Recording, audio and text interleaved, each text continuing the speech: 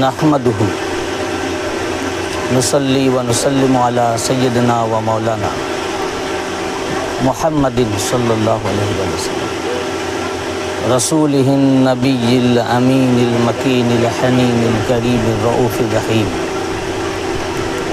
व अला आलिहि तय्यिबीन वत्ताहिरीन वल मासूमीन अजमईन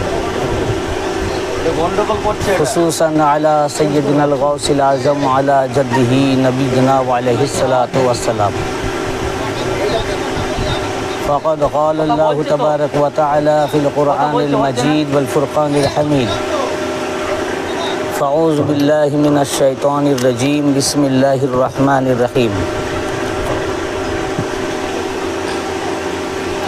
वतवल्ला अन्हुम व क़ाल या असफ़ अला यूसुफ़ वबियद्दत ऐनाहु मिनल हुज़्न फ़हुव कज़ीम सुम्मा क़ाल इन्नमा अश्कू बस्सी व हुज़्नी इलल्लाह व अअलमु मिनल्लाहि मा ला तअलमून सदक़ल्लाहुल मौलानाल अज़ीम व सदक़ रसूलुहुन नबियुल करीम फ़अऊज़ु बिल्लाहि मिनश शैतानिर रजीम बिस्मिल्लाहिर रहमानिर रहीम इन्नल्लाह व मलाइकतहु युसल्लूना अलन नबी या अय्युहल्लज़ीना आमनू सल्लु अलैहि व सल्लिमू तस्लीमा अल्लाहुम्मा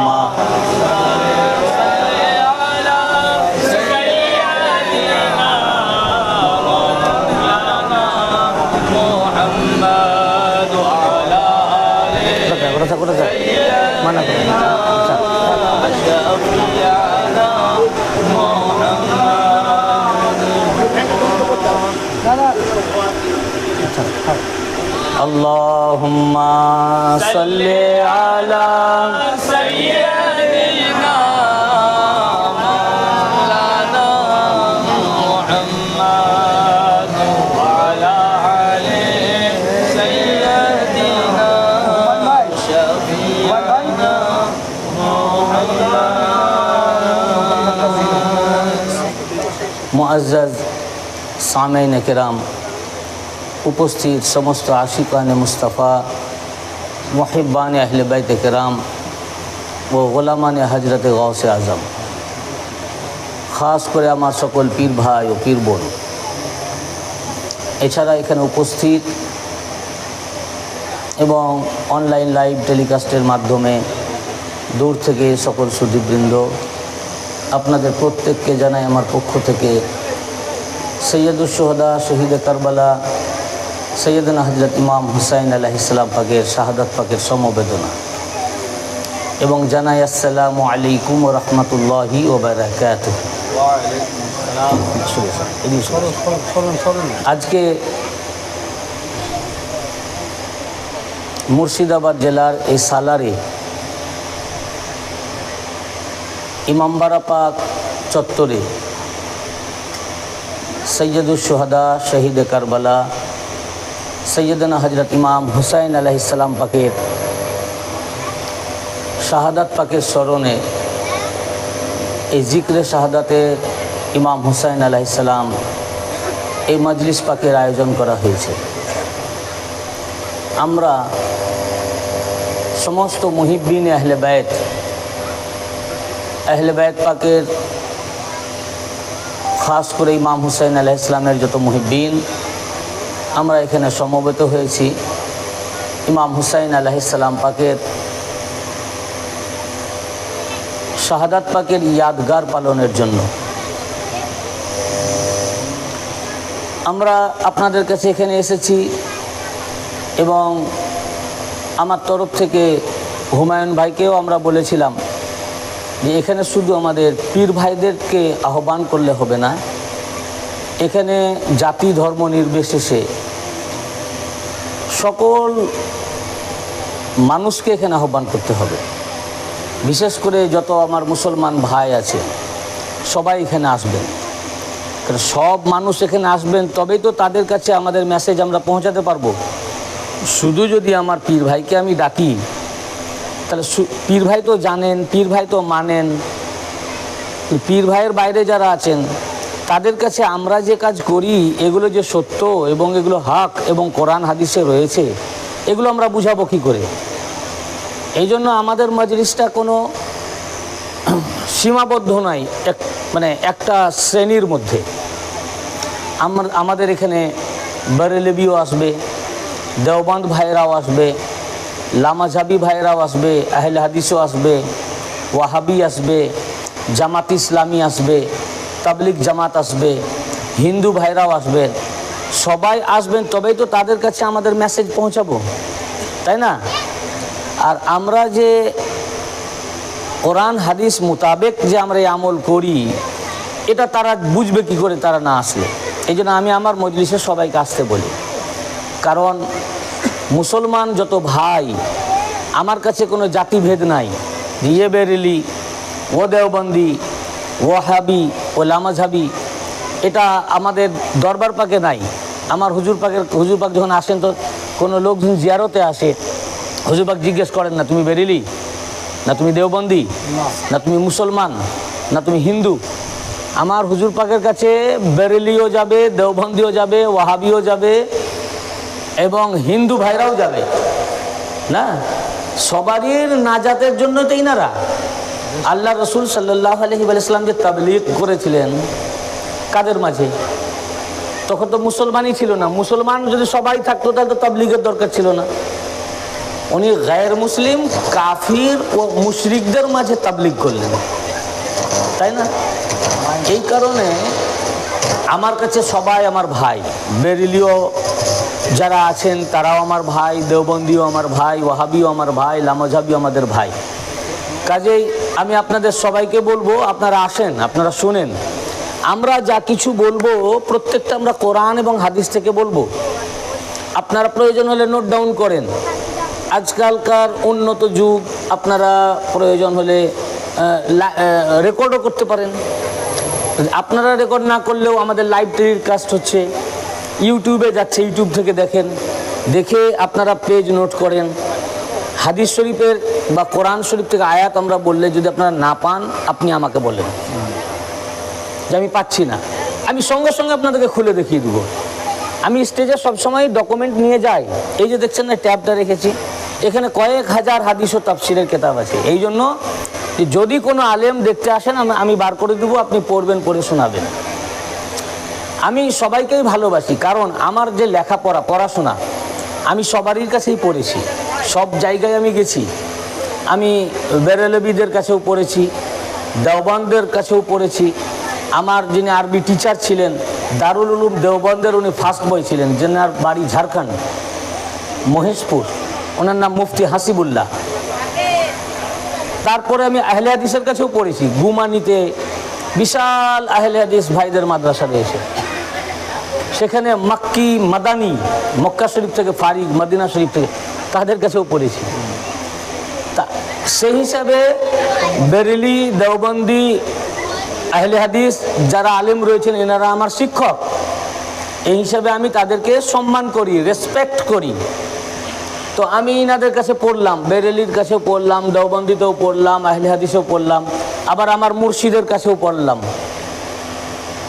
সব জায়গায় আমি পড়ে এইটুকু বুঝতে পারলাম, সবারই ভিতরেই কিছু না কিছু গলতি রয়েছে, ভুল রয়েছে। একটা রাস্তাই ঠিক, আউলিয়া কেরামের রাস্তা, আহলে বাইতের রাস্তা। এই জন্য সব ছেড়ে আমি ওলি আল্লাহর রাস্তাকেই ধরে নিয়েছি। আমার সব রাস্তা সম্পর্কে জানা আছে, যেহেতু আমি সবারই দরজায় গেছি, সবারই কাছ থেকে পড়েছি। আমি তাদের পার্সোনাল বুকও পড়েছি। দেওবন্দের যেমন ফাতাওয়া রাশিদিয়া, রশিদ আহমদ গাঙ্গুহির লেখা, তাদের পীর সাহেব মোহাম্মদ জাকারিয়ার লেখা তাবলীগি নিসাব, বুঝেছেন না? তারপরে বেহেস্তি জেওর, তাকবিয়াতুল ইমান, এগুলোও আমরা পড়েছি। আবার বেরেলভি যত কিতাব, সেগুলোও আমরা পড়েছি। ফাতাওয়া রাজাবিয়া, খুতবাতে মুহররম, নুরুল আনওয়ার, এসবও আমরা পড়েছি। তা আমি সবারই কাছেই গেছি। আবার আমার রসুল পাকের আহলে বাইত, মেদিনীপুর দরবার, উনাদের কাছেও লেখাপড়া করেছি। সবারই কাছে পড়ে আমি যে কনক্লুশনটা আমি পেলাম, দেখলাম সবাই গলতি, সবারই মধ্যে ভুল, একটাই সঠিক, সেটা যে ওলি আল্লাহর রাস্তা, আউলিয়া কেরামের রাস্তা এবং আহলে বাইত পাকের রাস্তা। যার কারণে আমি আহলে বাইতের রাস্তাকে আমি ধরেছি। আর সবাই যেহেতু আমার পরিচিত, সবার কাছে আমি গেছি, পড়েছি, এই জন্য সব মাযহাবকে আমি ভালোবাসি, তারা আমার টিচার আছেন। এই জন্য আমি ভাই, দেওবন্দি হন, বেরেলভি হন, ওয়াহাবি হন, সবারই প্রতি আমার আহ্বান, আপনারা আমাদের মজলিসে আসেন, আপনারা আসেন। আমি আলেমদেরকে আহ্বান করছি, আপনারা শুনেন, ঝগড়া করার জন্য তো নয়, আমি তো আপনাদের রেসপেক্ট করি, সম্মান করি, আপনাদের ভালোবাসি। আপনারা শুনুন, দেখুন আমরা যে কাজ করি, যে আমল করি, মহরম পাক করি, মার্সিয়া করি, মাতম করি, এগুলো কোরআনে আছে কিনা, হাদিসে আছে কিনা। যদি আমরা দেখাতে না পারি, কেতাবে না থাকে, আপনারা করবেন না। কিন্তু আপনারা আমার সাথে প্রতিশ্রুতি দেন, যদি কোরআন ও হাদিস থেকে নওহাজারি ও রোনাজারি করা দেখাতে পারি, করবেন কি করবেন না? বলুন, আপনারা বলুন। যদি কোরআনে এবং হাদিসে পাকে, কোরআন সহ আমি বলছি, শুধু হাদিস না, কোরআন এবং হাদিসে পাক, আল্লাহ নবীর রাসূল সাল্লাল্লাহু আলাইহি ওয়াসাল্লামের হাদিস এবং আল্লাহ রাসূলের আমাল, ইমাম হুসাইন আলাইহিস সালামের জন্য রোনাজারি, নওহাজারি, মার্সিয়া হাদিসের কিতাবে যদি থাকে, তাহলে আমরা যদি দেখাতে পারি, তাহলে আপনারা মানবেন কি মানবেন না? সবাই বলেন, কি ভাই, মানবেন না? তো বলছেন না কিছু, চুপ যখন আছেন, তার মানে কোরআনে থাকলেও মানবেন না, এটাই বোঝাতে চাইছেন নাকি? তো বলুন, মুখ খুলুন। আমার যেমন মুখ আছে, আপনাদের এতগুলো মুখ, একটা মুখের এত আওয়াজ, আর এতগুলো মুখের তো আওয়াজই আসছে না। যদি না মানবেন তো বলেন যে না, কোরআনে থাকলেও মানবো না। আমি বলছি না যে মানবই বলেন, প্রত্যেকের বাক স্বাধীনতা রয়েছে, প্রত্যেকের বাক স্বাধীনতা রয়েছে। আমি বলছি না যে আমার কথা আপনাকে বলতে হবে।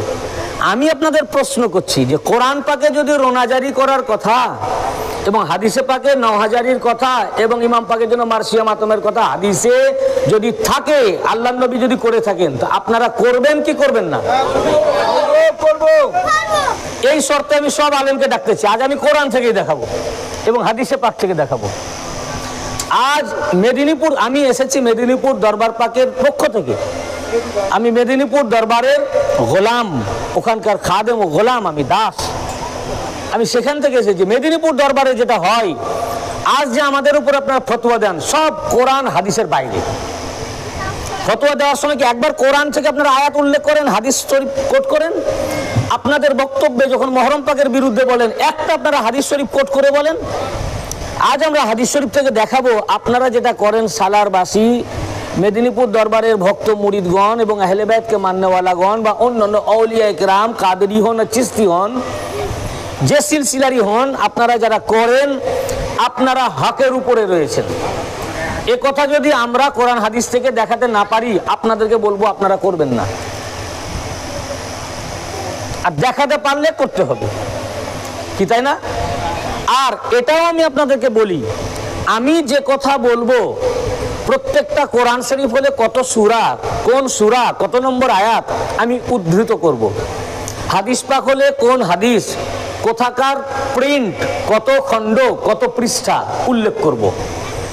যদি কোনো বক্তব্যের পিছনে আমি রেফারেন্স না দিই বা দিতে ভুলে যাই, বা আমি যদি রেফারেন্স কোট না করি, আমার আপনাদের প্রতি নির্দেশ, আমার ওই কথা আপনারা মানবেন না। তার কারণ আমার কথার কোনো দাম নাই, কোনো আলেমের কথার কোনো দাম, একটু করে দেন, কোনো আলেমের কথার কোনো কথা দলিল নয়। দলিল শুধু কোরআন আর হাদিস। কি বলুন? দলিল। আপনারাও বলা প্র্যাকটিস করুন, অভ্যেস হবে। দলিল কোরআন আর হাদিস। অতএব আমি যদি কোনো রেফারেন্স না দিই, আমি বললেও কথা মানবেন না, কারণ আমার কোনো দাম নাই। দাম দলিল শুধু কোরআন আর হাদিসে পাকের। শুধু তাই নয়, এটাও আমার আপনাদের প্রতি নির্দেশ, আমি যদি দলিল না দিয়ে স্টেজ থেকে নেমে চলে যাই, কোনো কথা বলি, তার পিছনে যদি ডকুমেন্ট, সাপোর্টে ডকুমেন্ট না থাকে, আপনারা অবশ্যই দাঁড়িয়ে আমাকে প্রশ্ন করবেন, চ্যালেঞ্জ করবেন। এটা আমার তরফ থেকে বলা থাকছে যে এটি আপনি কোথায় পেয়েছেন। আপনি দলিল দেন নাই, দলিল দিয়ে যান। আমি যেন এই স্টেজ থেকে নামার আগে দলিল না দিয়ে নামতে না পারি। বুঝতে পেরেছেন না? দেখুন ইমাম পাকের এত, আমাকে খুব অবাক লাগে, এবং আশ্চর্য লাগে। ইমাম হাসান ইমাম হুসেন আলাইহিমাস সালাম, ইনারা কে? ইমাম হাসান ইমাম হুসেন আলাইহিমাস সালাম ইনারা কে? ইনারা আমরা যার কালেমা পড়েছি, আমরা যার উম্মাত,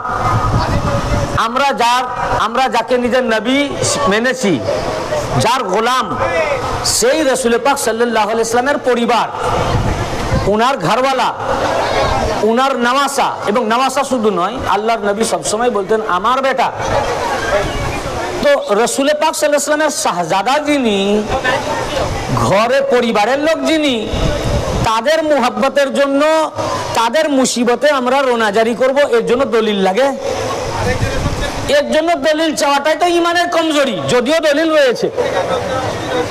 আমরা যার কালেমা পড়েছি, যার আমরা উম্মত, যার ধর্ম গ্রহণ করেছি, যার ধর্মে আসার কারণে আমরা নামাজ রোজা হজ যাকাত পেয়েছি, সেই নবীজির ঘরওয়ালা, উনারই খানদান, উনার আহলে বেত, উনার শাহজাদা, তার মুসিবতের জন্য দুঃখ প্রকাশ করব কি করব না?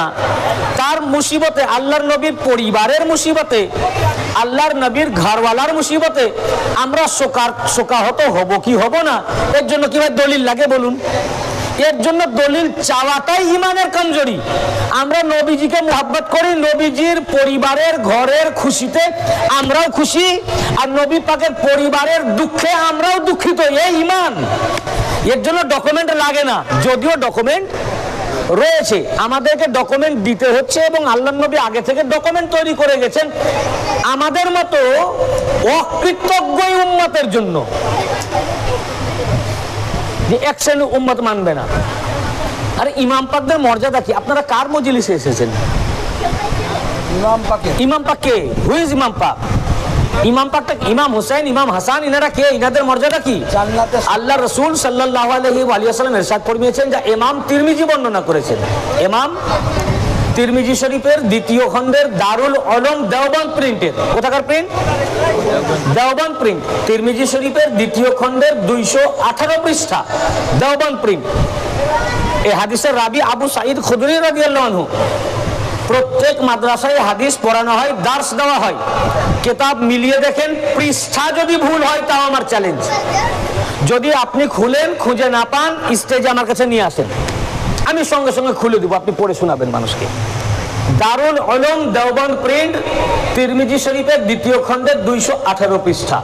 রাসূল পাক সাল্লাল্লাহু আলাইহি ওয়াসাল্লাম নবীজি দুই ইমাম পাকের জন্য বলেছেন, আল হাসানু ওয়াল হুসাইনু সাইয়্যিদা শাবাবি আহলিল জান্নাহ। এবং ইমাম তিরমিজি হাদিসটি বর্ণনা করার পর তাহকিক করেছেন যে হাযা হাদিসুন হাসানুন সহিহুন। কেন তাহকিক যদি আমি না করে দিই, আমি চলে যাওয়ার পরে আপনার মৌলভী সাহেব বলবে যে হাদিসটি সহিহ, বুঝলেন না? ইমাম তিরমিজি তাহকিক করেছেন হাযা হাদিসুন হাসানুন সহিহুন, এই হাদিস হাসান এবং হাদিস সহিহ, হাদিসের মান সহিহ, টপ র্যাঙ্কের হাদিস। আল্লাহ রাসূল বললেন, আবু সাঈদ খুদরি রাদিয়াল্লাহু আনহু বর্ণনা করছেন, আল হাসান ওয়াল হুসাইনু সাইয়্যিদা শাবাবি আহলিল জান্নাহ। নবীজি বললেন, ইমাম হাসান এবং ইমাম হুসাইন আমার এই দুই শাহজাদা জান্নাতের যুবকদের সর্দার, জান্নাতের যুবকদের। তা আমরা কার মজলিসে এসেছি? জান্নাতের যুবকদের। তাহলে যুবকদের যদি সর্দার হন, এই বৃদ্ধদের সর্দার কে? বয়স্কদের সর্দার কে? অন্য এক হাদিসে এসছে, যত মানুষ জান্নাতে যাবে, যদি 100 বছর 120 বছর এরকমের কোন বৃদ্ধও যদি মারা যান, যখন জান্নাতে যাবেন তো তিনি যুবক হয়ে জান্নাতে যাবেন। জান্নাতে কেউ বৃদ্ধ থাকবে না, সব জান্নাতি যুবক। বলুন, সব জান্নাতি। আল্লাহ রাসূল হিউমারের সাথে বলেছেন এটা, যে সমস্ত জান্নাতি যুবকের সর্দার, আর জান্নাতের যুবক ছাড়া কেউ থাকবে না, সব বৃদ্ধরাও যুবক হয়ে যাবে। অর্থাৎ সমস্ত পুরুষদের, জান্নাতি পুরুষদের সর্দার হাসান আর হুসাইন। এর মানে যত পুরুষ মানুষ জান্নাতে যাবে তাদের ইমাম সর্দার কে? হাসান আর আমাদের সর্দার। তাহলে আমাদের যিনি ইমাম, যারা নেতা, আমাদের মওলা, আমাদের সর্দারের মজলিস, আমাদের সর্দারের মজলিস করব কি করব না, এর জন্য ফতোয়া লাগে। সহিহ বুখারী, ইমাম বুখারী হাদিস রওয়ায়াত করেছেন, বুখারী শরীফ, দারুল উলুম দেওবন্দ প্রিন্ট, প্রথম খণ্ড, 532 পৃষ্ঠা। কত পৃষ্ঠা বলুন? 532। প্রত্যেক মাদ্রাসায়, ভারত ও বাংলাদেশে যত মাদ্রাসা রয়েছে খারজি, সমস্ত মাদ্রাসায় দেওবন্দ প্রিন্টের হাদিস পড়ানো হয়। এই প্রকাশনের 532 পৃষ্ঠায় বেরেলি, দেওবন্দি, ওয়াহাবি, লামাজাবি, জামাত ইসলামী, তাবলিগ জামাত, হর মাযহাবের ইমাম, আলেম, মৌলানারা এই হাদিস পড়ে। এই হাদিস না পড়লে মৌলভী সাহেব হবেন না। হয়তোবা আপনাদের মাদ্রাসায় ফাঁকি দেওয়া হয়, চুরি করে পাস করেছেন, তো এখন আপনি মিলিয়ে দেখেন, আমি পৃষ্ঠা বলে দিয়েছি। যদি আপনি খুঁজে না পান, আপনি ভাববেন যে তাদের মজলিসে কি করে যাব, সব মান্যওয়ালা আছে, আমি একা, আমাকে যদি আক্রমণ করে, না, আপনার পুরো রেসপন্সিবিলিটি আমার। আপনি যদি আমার এই মজলিসে এসে আমার কাছে দলিল দেখতে চান, আমি তো খুশি হব। যদি কেউ দলিল দেখতে চায় আর তার উপরে যদি কেউ রেগে যায়, তো জানবেন যে তার ইলমের কমি আছে, এই জন্য রেগে গেছে। রাগে ওই লোক যার ইলমের কমি রয়েছে। আর প্রশ্ন, আরে ভাই আমাকে যদি প্রশ্নই না করবে তো আমি এসেছি কি জন্য? হ্যাঁ, আপনি যদি আমাকে জানতেই চাইবেন না, জানতে চাইলে যে আমি যদি রেগেই যাই, আপনারা আমাকে এনেছেন কি জন্য? আমার কাছ থেকে জানবার জন্যই তো এসেছেন, তো আমার তো রাগা উচিত নয়। কাজে কোনো আলেম যদি আমাকে প্রশ্ন করেন, আমি তার উপরে রাগি না, বরং আমি খুশি হই যে তিনি জানতে চাইছেন। সবই যে তিনি জানবেন তার তো কোনো মানে নাই। আমি যে সব জানি তার কোনো মানে আছে নাকি? আমিও তো সব জানি না। আমিও তো, আপনি আসলে আপনার কাছে আমিও অনেক কিছু জিজ্ঞাসা করতে পারি, জানতে পারি। আপনার কাছে আমার অনেক জানার থাকতে পারে। কেউ যদি ভাবে যে আমি সব জানতা, তো তার চেয়ে জাহেল পৃথিবীতে কেউ নাই। তো আমি আপনাদের আলেম সম্প্রদায়কে বলবো, যদি আপনার হাদিস না জানা আছে, আপনি খুঁজে পাচ্ছেন না, আপনি সে কিতাব নিয়ে আমার কাছে এখানে আসেন। আপনি এলে আমি খুশি হব, আপনাকে আমি ওয়েলকাম করব, আপনাকে এখানে আমি একটি চেয়ার দিব, সম্মান প্রদর্শন করব। আপনার প্রতি আমার এই সালারের কোন পীর ভাই যদি খারাপ দৃষ্টিতে তাকায়, তার জিম্মাদারি আমি ওলিউল্লাহ কাদেরীর। আমার তরফ থেকে আমার যে লোকরা এখানে বসে আছে আপনাকে সম্মান প্রদর্শন করবে। কারণ এটা তো তর্ক বিতর্ক, ঝগড়া মারপিটের মজলিস নয়, এটা সৌহার্দ্য ও ভ্রাতৃত্বের মজলিস। কি বুঝেছেন? হ্যাঁ, কাজে আপনি আসলে আপনিও আমার ভাই, আপনাকে ওয়েলকাম। কিন্তু আমি চলে যাওয়ার পর যদি আপনারা এই নিয়ে তর্ক বিতর্ক করেন, তাহলে এটা হয়ে গেল চুগলি। কি হলো? চুগলি হলো না? কাজে আমি পৃষ্ঠা বলছি, মিলিয়ে দেখেন। যদি না পান, এ মজলিস তো আমাদের একার নয়, আপনারও মজলিস। কেন? আপনি কালেমা পড়েছেন, লা ইলাহা ইল্লাল্লাহু মুহাম্মাদুর রাসূলুল্লাহ। শুধু কলমা পড়ার জন্য নয়, হিন্দু ভাইও যদি এসে আমাকে প্রশ্ন করে, তার জবাব আমি দেব। পুরো মানব জাতির মজলিস। ইমাম হুসাইন শুধু মুসলমানদের জন্য আসেন নাই, বিশ্ব মানব জাতির জন্য, ইনসানিয়াতের জন্য ইমাম হুসাইন আলাইহিস সালাম। মুসলমানের জন্য যেমন ইমাম পাক, হিন্দু ভাইয়ের জন্য ইমাম হুসাইন আলাইহিস সালাম। বুঝছেন না? এই জন্য কোন একজন বলেছেন, কবি, নौ इंसान को बेदार तो हो लेने दो, नौ इंसान को बेदार तो हो लेने दो, हर कौम पुकारेगी हमारे हैं हुसैन। হিউম্যান বিইং কে তো জাগতে দাও, মনুষ্যত্বকে জাগতে দাও। একদিন আসবে প্রত্যেক জাতি বলবে হুসাইন আমাদের, হুসাইন আমাদের। বুঝেছেন না? এই জন্য দেখুন, এই ইমাম হুসাইন আলাইহিস সালামকে নিয়ে শুধু মুসলমানরা চর্চা করে না, ইমাম পাককে নিয়ে বিশ্ব মানব জাতি চর্চা করছে, হিন্দু ভাইরা চর্চা করে, এত স্টাডি করে। আমাদের মতো মুল্লা মৌলবীদের এই স্টাডি নাই। খ্রিস্টান ভাই, ইহুদিরা, বড় বড় স্কলাররা, আমাদের যে জাতির জনক, ভারতের ফাদার অফ নেশন কে বলুন? মহাত্মা গান্ধী। ইন্ডিয়া, ভারতের জাতির জনক কে? মহাত্মা গান্ধী। তিনি ইমাম পাক সম্পর্কে কি বলেছেন জানেন?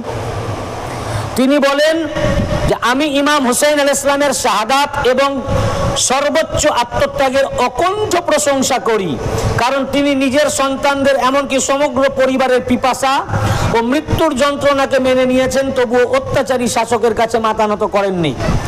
অত্যাচারিত হয়েও কিভাবে মাথা উঁচু রেখে বিজয় অর্জন করতে হয় তার শিক্ষা আমি ইমাম হুসাইন আলাইহিস সালামের কাছ থেকে পেয়েছি। এরপরে তিনি বলছেন, এরপরে মহাত্মা গান্ধী বলছেন, if India wants to be a successful country it must follow in the footstep of Imam Hussain আলাইহিস সালাম। ভারতকে যদি একটা সফল কাম রাষ্ট্র হতে হয় তাহলে তার উচিত ইমাম হুসাইন আলাইহিস সালামের পদাঙ্ক অনুসরণ করা। কোন মুসলমান মৌলবীর কথা নয়, এটা এটা জাতির জনক মহাত্মা গান্ধী বলেছেন। এরপর কি বলছেন, if I had an army like the 72 soldiers of Hussain alayhi salam, I would have won freedom for India in 24 hours. আমি যদি ইমাম হুসাইন আলাইহিস সালামের 72 জন সৈনিকের ন্যায় সৈনিক পেতাম, এতদিন সময় লাগতো না, 24 ঘন্টার মধ্যে আমি ভারতকে স্বাধীন করে দিতাম। তারা ইমাম পাক নিয়ে কত পড়েছেন না? আপনাদের উত্তরপ্রদেশের বাঁদা জেলায় ইমামবাড়া শরীফ রয়েছে, রামাজি কা ইমামবাড়া। রামাজি রাও বলে একজন আজ থেকে আনুমানিক 300 বছর আগে ইমাম পাকের নামে ইমামবাড়া পাক তৈরি করেছে। আমি ওখানে গেছি, আপনাদের সালারেরই লোক ওখানে থাকে, বরকত, তার নাম কি, জামাত আলী না, জামাত আর বরকত আলীও থাকতো, এখন এখানে চলে এসেছে। তারাই আমাকে নিয়ে গেছিল সেখানে, ওখানেই থাকে। তো আমি এই জন্য প্রসঙ্গটা তুললাম, ইমাম হুসাইন আলাইহিস সালাম সবারই জন্য। কেন? রাসূল পাক সাল্লাল্লাহু আলাইহি ওয়াসাল্লাম কি মুসলমানের জন্য? ওয়ামা আরসালনাকা ইল্লা রাহমাতাল লিল আলামিন। রাসূল পাক সাল্লাল্লাহু আলাইহি ওয়াসাল্লামকে শুধু মুসলমানদের জন্য পাঠাননি, আলামিন, শুধু পৃথিবীর জন্যও নয়, যত সৃষ্টি জগৎ রয়েছে সকল সৃষ্টি জগতের জন্য আল্লাহ পাক রাসূল পাককে পাঠিয়েছেন। সকল সৃষ্টি জগৎ, হিন্দু, খ্রিস্টান, জৈন, বৌদ্ধ, পৃথিবী, সূর্য, চন্দ্র, গ্রহ, উপগ্রহ, নক্ষত্র, আলামিন, জামা, বহুবচন। রাসূল পাক যেমন সকল সৃষ্টি জগতের জন্য, রাসূল পাকের আহলে বাইত পাক সকল সৃষ্টি জগতের জন্য। এই জন্য যারা মাজলিস করে আমাকে ডাকে, আমি বলি সবাইকে ডাকবেন। আমার হিন্দু ভাই যা আসবে তবেই তো আমি হিন্দু ভাইয়ের কাছে তাওহীদ পৌঁছাবো ভাই, না তাওহীদ পৌঁছবে কি করে? তবেই তো একত্ববাদের কথা আমি তাকে বলবো। তো যেটা বলছিলাম আপনি মিলিয়ে দেখেন, না পেলে আমাকে বলেন। সহিহ বুখারী, দারুল উলুম দেওবন্দ প্রিন্টে প্রথম খণ্ডের 532 পৃষ্ঠা, রাসূল পাক সাল্লাল্লাহু আলাইহি ওয়া সাল্লামের ইরশাদ ফরমিয়েছেন, ফাতিমাতু সাজ্জাদাতুন নিসাই আহলিল জান্নাহ, ফাতিমাতু সাজ্জাদাতুন নিসাই আহলিল জান্নাহ। হযরত ফাতিমাতুজ জাহরা আলাইহিস সালাম জান্নাতের সকল রমণীদের সরদারিনী। জান্নাতের দুটো ডিপার্টমেন্ট, একটা মহিলা, এখানেও দুটো ডিপার্টমেন্ট, সামনে আছে পুরুষ আর একটা ডিপার্টমেন্ট পিছনে মহিলা। জান্নাতের দুটো ডিপার্টমেন্ট, পুরুষ ডিপার্টমেন্টের মালিক সরদার হাসান হুসেন, মহিলাদের ফাতেমা।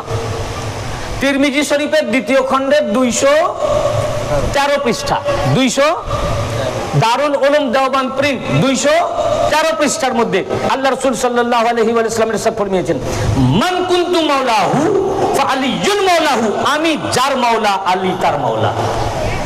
দেখুন কাদের মজলিসে আপনি এসেছেন, আমি যার মাওলা, নবীজি বলছেন আমি যার মাওলা আলী তার মাওলা। এই হাদিসটার উপরেই শুধু একটি 100 সম্ভবত 84 পৃষ্ঠার আমি একটি বই রচনা করেছি, শুধু আমি যার মাওলা আলী তার মাওলার উপরে। কিতাবটির নাম গাদিরে খুমের চূড়ান্ত ঘোষণা। এই হাদিস অসংখ্য হাদিস, হাদিসে মুতাওয়াতির, মারফু হাদিস, অসংখ্য হাদিসের কিতাব থেকে উদ্ধৃত করা হয়েছে। শুধু তাই নয়, হাদিস শুধু নয়, আমার দেওবন্দ ভাইদের বই, আমার বলুন দেওবন্দ ভাইদের কিতাব, উনাদের যিনি পীর সাহেব, দেওবন্দ ভাইদের পীর সাহেব, তার নাম মোহাম্মদ জাকারিয়া। কি নাম বলুন? মোহাম্মদ জাকারিয়া। তার লেখা কিতাব, তার নাম তাবলীগি নিসাব। বলুন কিতাবের নাম তাবলীগি নিসাব। কিতাবে 6টি অধ্যায়। কটা? 6টি। 6টি অধ্যায়ের মধ্যে শেষ অধ্যায়টির নাম ফাজাইলে দুরুদ। এই তাবলীগি নিসাব কিতাবের ফাজাইলে দুরুদ চ্যাপ্টারের 83 পৃষ্ঠায় মোহাম্মদ জাকারিয়া, যার যে বই, এটাকে আবার ফাজাইলে আমালও বলে। এটা আমি শুনেছি, আমি তো তাদের মজলিসে কোনদিন যাইনি, শুনেছি নাকি তাদের মসজিদে এই বই পাঠ করে লোকদেরকে শোনানো হয়। কিন্তু আল্লাহ জানে আমি যে হাদিসটা শোনাবো এগুলো শোনানো হয় কিনা। যদি শুনানো হতো তাহলে তো বিতর্ক থাকতো না, তাহলে বিতর্ক থাকতো না। আমি তো হাদিস থেকে শুনালাম, এখন আমার দেওবন্দি ভাইদের বই তাবলীগি নিসাব কিতাবে ফাজাইলে দুরুদ চ্যাপ্টারে 83 পৃষ্ঠার মধ্যে মুহাম্মদ জাকারিয়া মুসনাদে ইমাম আহমদ ইবনে হাম্বল থেকে একটি হাদিস রিওয়ায়াত করেছেন। হাদিস শরীফটি হলো এই, মদিনা শরীফ থেকে সাহাবায়ে কেরামদের একটি দল মক্কা শরীফে মাওলা আলীর সাথে জিয়ারত করতে আসলেন। সাহাবীদের সেই দলে আবু আইয়ুব আনসারী রাদিয়াল্লাহু আনহু উপস্থিত ছিলেন। আমি তাবলীগি নিসাব শোনাচ্ছি আপনাদেরকে। কি শোনাচ্ছি? তাবলীগি নিসাব। কান खोल के सुनिए, कान खोल के सुन लीजिए। তাবলীগি নিসাব বারবার আমি রিপিট করছি।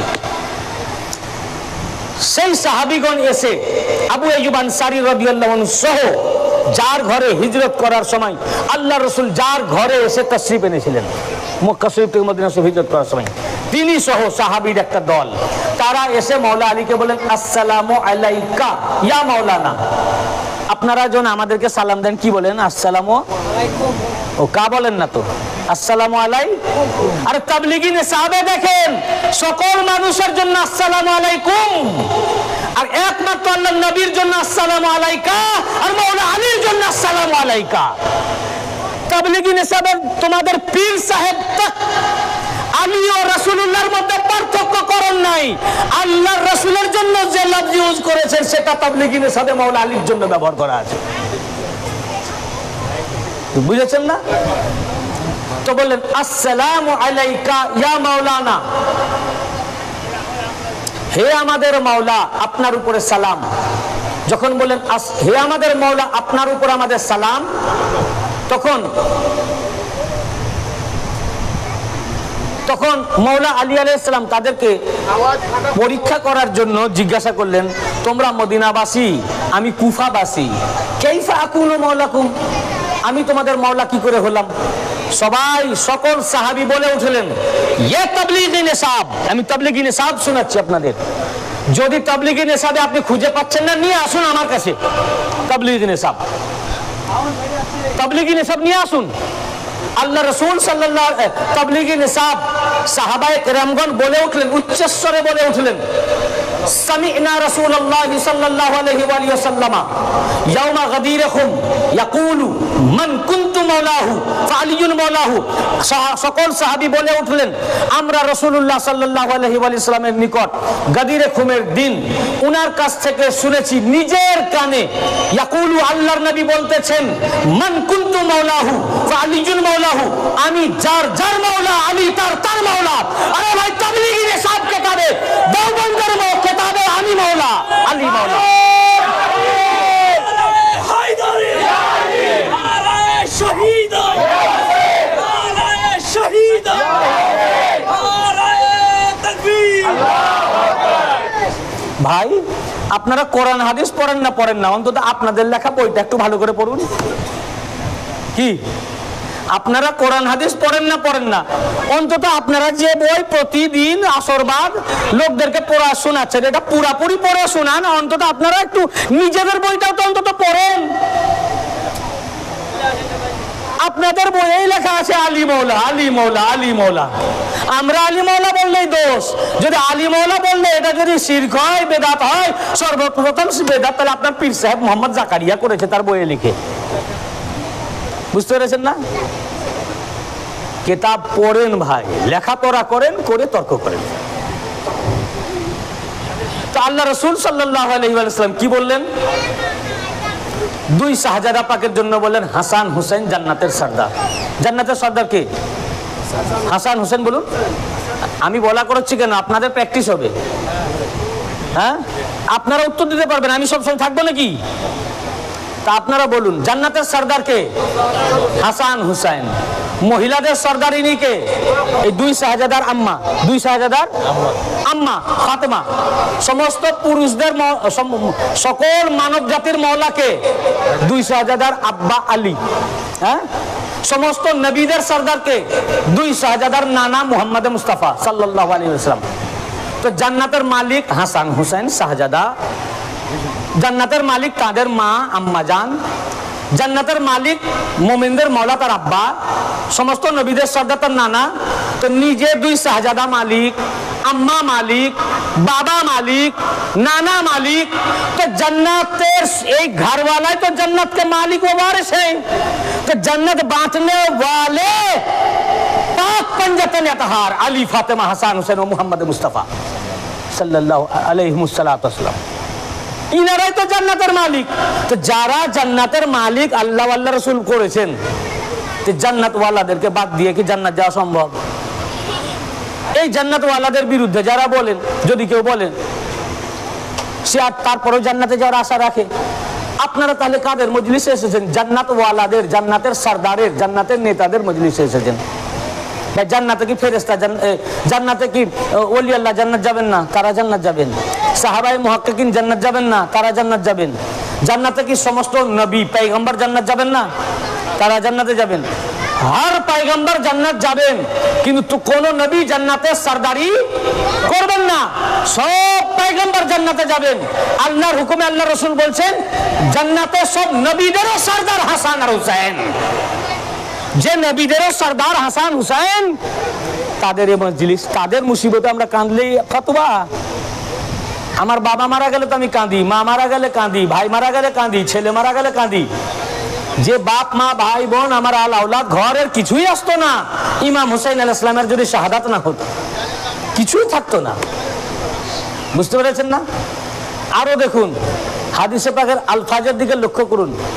আল হাসান ওয়াল হুসাইন সাইয়্যিদা শাবাবে আহলিল জান্নাহ, মানে আহলে জান্নাতের সরদার। এর বাংলা মানে জান্নাতীদের সরদার, এর বাংলা মানে জান্নাতীদের। তো জান্নাতি, জান্নাতীদের সরদার মানে জাহান্নামীদের নয়।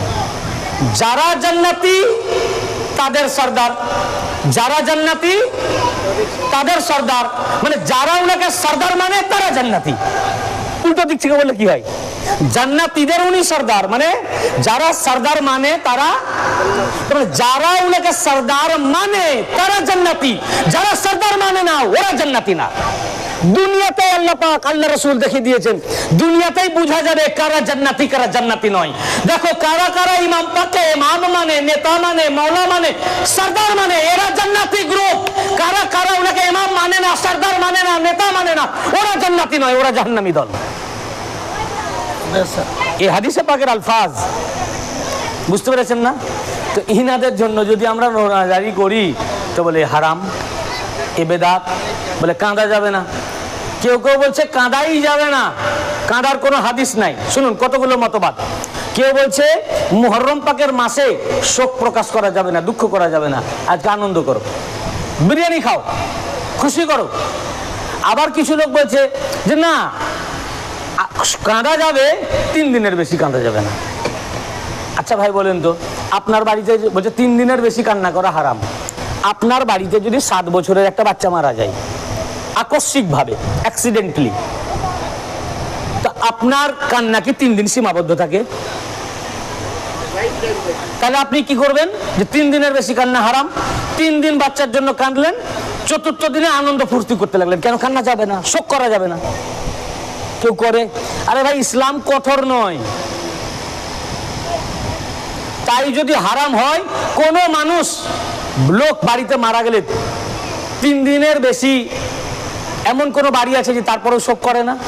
যখনই মনে পড়বে তখনই শোক করবে।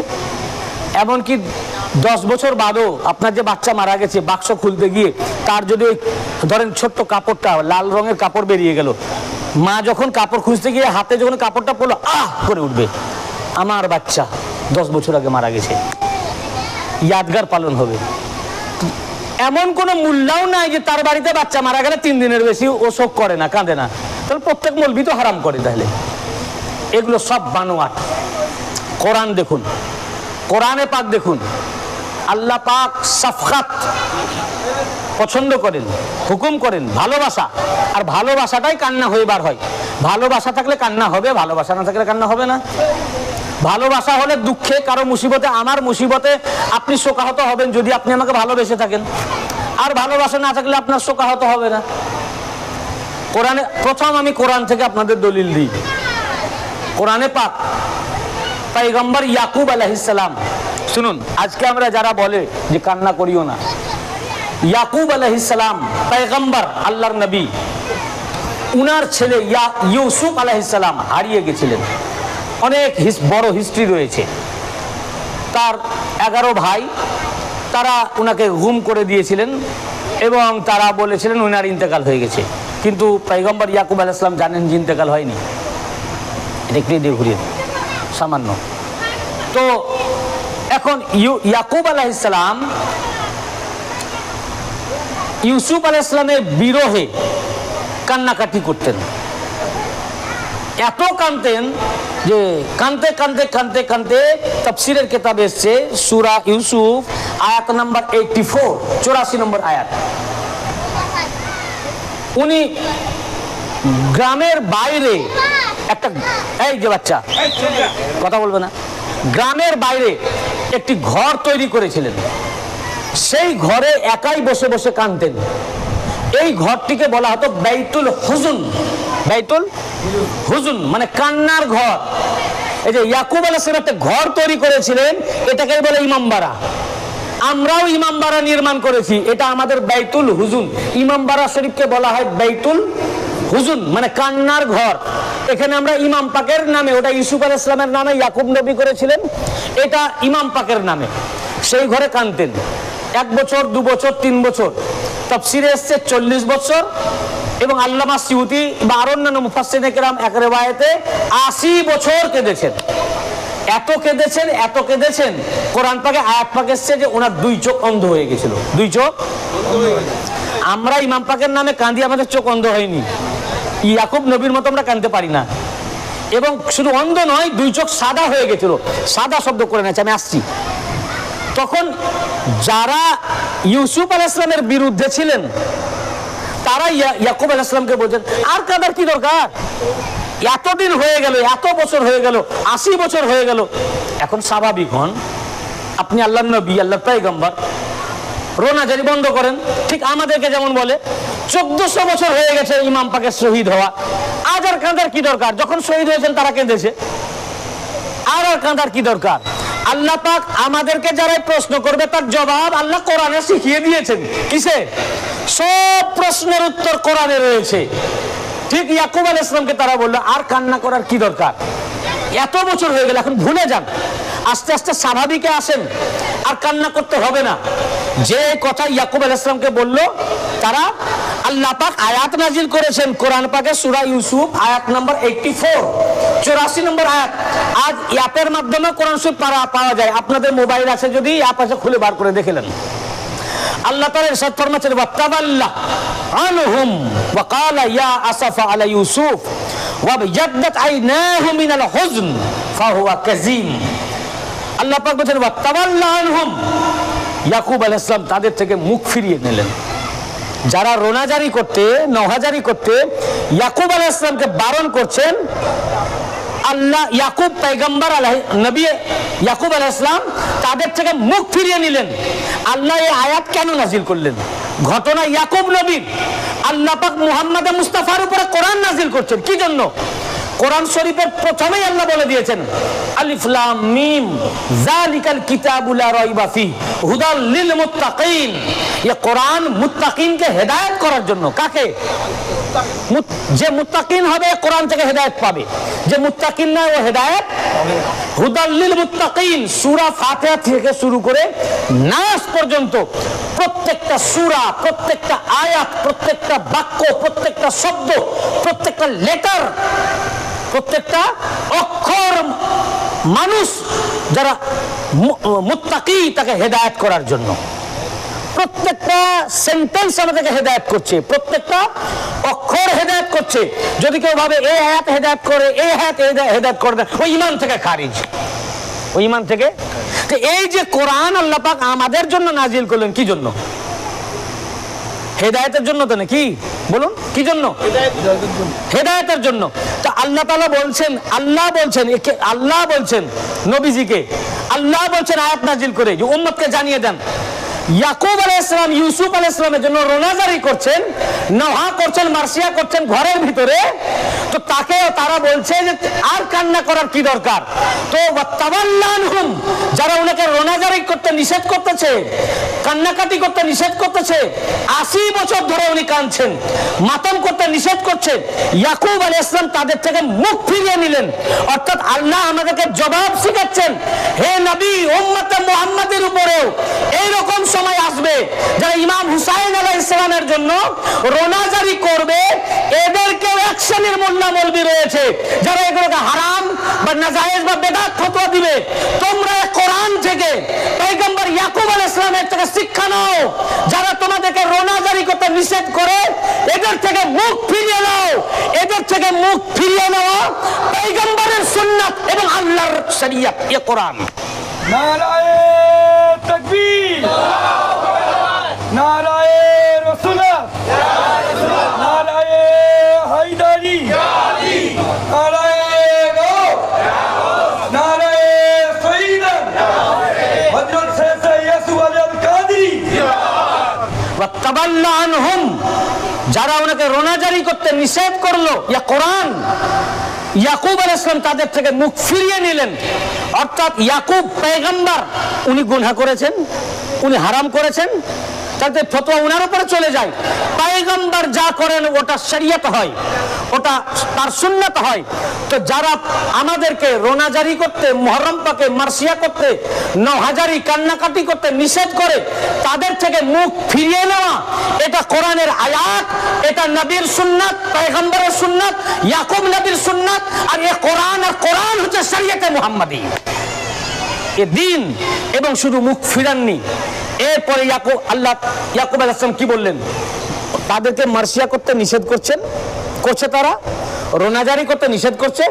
ইয়াকুব আলাইহিস সালাম ওয়াতাওয়াল্লা আনহুম ওয়া ক্বালা ইয়া আসাফা আলা ইউসুফ, ইয়াকুব আলাইহিস সালাম তাদের কথা কর্ণপাত করলেন না, ভ্রুক্ষেপ দিক করলেন না, বরং তারা নিষেধ করছে তাদেরকে শুনিয়ে তখন তিনি আবার নাওহা করতে লাগলেন, বলেন ইয়া আসাফা আলা ইউসুফ, ইয়া আসাফা আলা ইউসুফ, হায় ইউসুফ, হায় আফসোস ইউসুফের জন্য, হায় আফসোস ইউসুফের জন্য। আপনারা করেন না?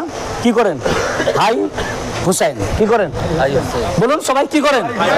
বলে হাই হুসেন করা যাবে না। কি বলছে? আরে ভাই, কোরআন থেকে দলিল, বলে হাই হুসেন করা যাবে না।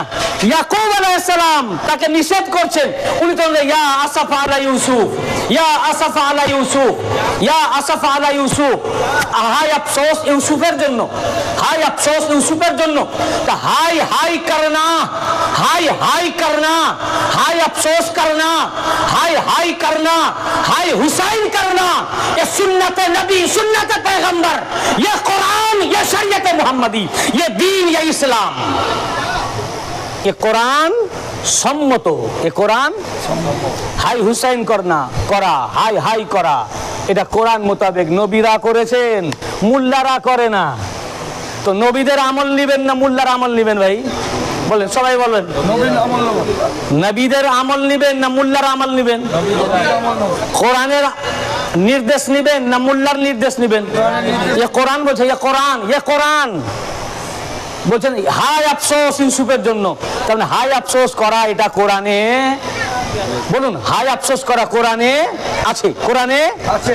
হাই হাই করা কোরআনে আছে, হাই হুসাইন করার দলিল কোরআনে আছে।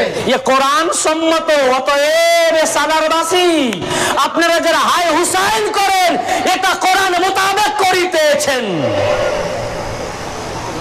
পয়গম্বরের আমল মোতাবেক আপনারা করিতেছেন। শুধু তাই নয়, এমন হাই আফসোস করলেন, এমন হাই হাই করলেন, আল্লাহ তাআলা বলেছেন ওয়াতাওয়াল্লা আনহুম ওয়া ক্বালা ইয়া আসাফা আলা ইউসুফ ওয়াবজাদ্দাত আইনাহু মিনাল হুজনি ফাহুয়া কাযীম। এত কাঁদলেন, এত আফসোস করলেন, এত হাই হাই করলেন যে কাঁদতে কাঁদতে কাঁদতে ইউসুফ আলাইহিস সালামের চোখের মনি সাদা হয়ে গেল। আপনারা আমরা তো ওই কান্না করতে পারি না, আমাদের চোখের মণি তো সাদা হয়নি। ইউসুফ আলাইহিস সালামের চোখের মণি কি হয়েছে, সরি ইয়াকুব আলাইহিস সালাম আল্লাহর নবী তার চোখের মণি সাদা হয়ে গেছে এবং বললেন তিনি অসহনীয় মনস্তাপে তিনি ছিলেন ক্লিষ্ট। ইয়াকুব আলাইহিস সালাম চোখের মণি এমন মাতাম করেছেন, এটা কোথায় আছে বলুন? এটা কোথা থেকে বলা হচ্ছে? কোরআনে পাক। কোন সূরা? সূরা ইউসুফ। বলুন সূরা, আয়াত নাম্বার 84। তাহলে এমন মাতম করেছেন, আমার সালারবাসী তো ওই মাতম করেনি, অত উঁচু শ্রেণীর মাতম করেনি। এমন মাতম করেছেন চোখ অন্ধ হয়ে গেছে, এত কেঁদেছেন চোখ অন্ধ হয়ে গেছে। বলছেন ইয়া আসাফা আলা ইউসুফ ওয়া ইয়াদদাত আইনাহু মিনাল হুজন ফাহুয়া কাযিম। হুজুন শব্দ আছে, হুজন মানে শোক, দুঃখ, বিরহ, ব্যথা, কান্না। তো ইউসুফ আলাইহিস সালামের কান্নাই, ইউসুফ আলাইহিস সালামের দুঃখে, ইউসুফ আলাইহিস সালামের শোকে, ওনার বিরহে, তাও ইউসুফ আলাইহিস সালাম ইন্তেকাল করেননি। শহীদ তো দূরের কথা, ইন্তেকালই করেননি, শুধু হারিয়ে গেছেন। একজন পয়গম্বর ইয়াকুব আলাইহিস সালাম তার ছেলে, একজন নবীর ছেলে ইয়াকুব আলাইহিস সালামের শাহজাদা শুধু হারিয়ে যাওয়ার জন্য যদি উনি এই রকম মাতম করেন যে দুই চোখের মণি সাদা হয়ে যায়, তো আওলাদে ইয়াকুব নয়, আওলাদে মুহাম্মদ মুস্তাফা সাল্লাল্লাহু আলাইহি ওয়াসাল্লাম। ইয়ে কোরআন আওলাদে ইয়াকুব শুধু হারিয়ে যাওয়ার জন্য যদি ইয়াকুব আলাইহিস সালাম এই রকম কান্নাকাটি করেন, এই রকম দুঃখ করেন, শোক প্রকাশ করেন, 80 বছর ধরে শোক করেন, এই রকম মাতম করেন যে দুই চোখ অন্ধ হয়ে গেছে, তো আওলাদে ইয়াকুব নয়, আওলাদে মুহাম্মদ মুস্তাফা, আওলাদে রাসূল সাল্লাল্লাহু আলাইহি ওয়াসাল্লাম। এবং তিনি শহীদ তো দূরের কথা, ইন্তেকালই করেননি, বেঁচে আছেন, দুনিয়ায় হায়াতে, জাহেরি হায়াতে আছেন, শুধু হারিয়ে গেছেন। তার জন্য যদি এই মাতম জায়েজ পয়গম্বর করেন, তো রাসূল পাকের আওলাদ ইয়াকুব নবীর আওলাদ নয়, চিরতলে আমাদের থেকে বিদায় নিয়ে নিয়েছেন। শুধু বিদায় নয়, নির্মম অত্যাচারিত হয়ে নির্মম ভাবে 3 দিন ক্ষুধার্ত পিপাসার্ত অবস্থায় শুধু নিজে নয় পুরো পরিবারকে আল্লাহর রাহে কুরবানি করে দিয়েছেন, নিজে শহীদ হয়ে গেছেন। শহীদ হওয়ার পর তার দেহ মুবারক থেকে সর মুবারককে বিচ্ছিন্ন করেছে, তারপরে তার দেহ মুবারকের উপর দিয়ে ঘোড়া দৌড়িয়ে তার দেহকে মাটির সাথে দলিত মথিত করেছে।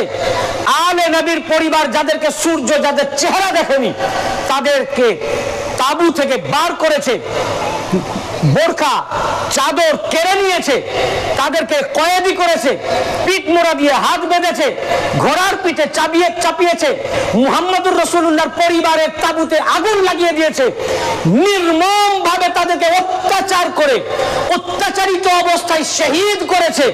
তাও শহীদ নিজের জন্য নয়, শুধু দ্বীন ইসলামকে রক্ষা করার জন্য, তাওহীদকে রক্ষা করার জন্য, একত্ববাদের জন্য এবং নানাজারের উম্মতে মুহাম্মাদির নাজাতের জন্য, পরিত্রাণের জন্য, ইসলামকে রক্ষা করার জন্য নিজের পুরো পরিবারকে যিনি কুরবান করে দিলেন, শহীদ হয়ে গেলেন, করে দিলেন, তার জন্য তাহলে কেমন রোনাজারি ও মাতম করা উচিত?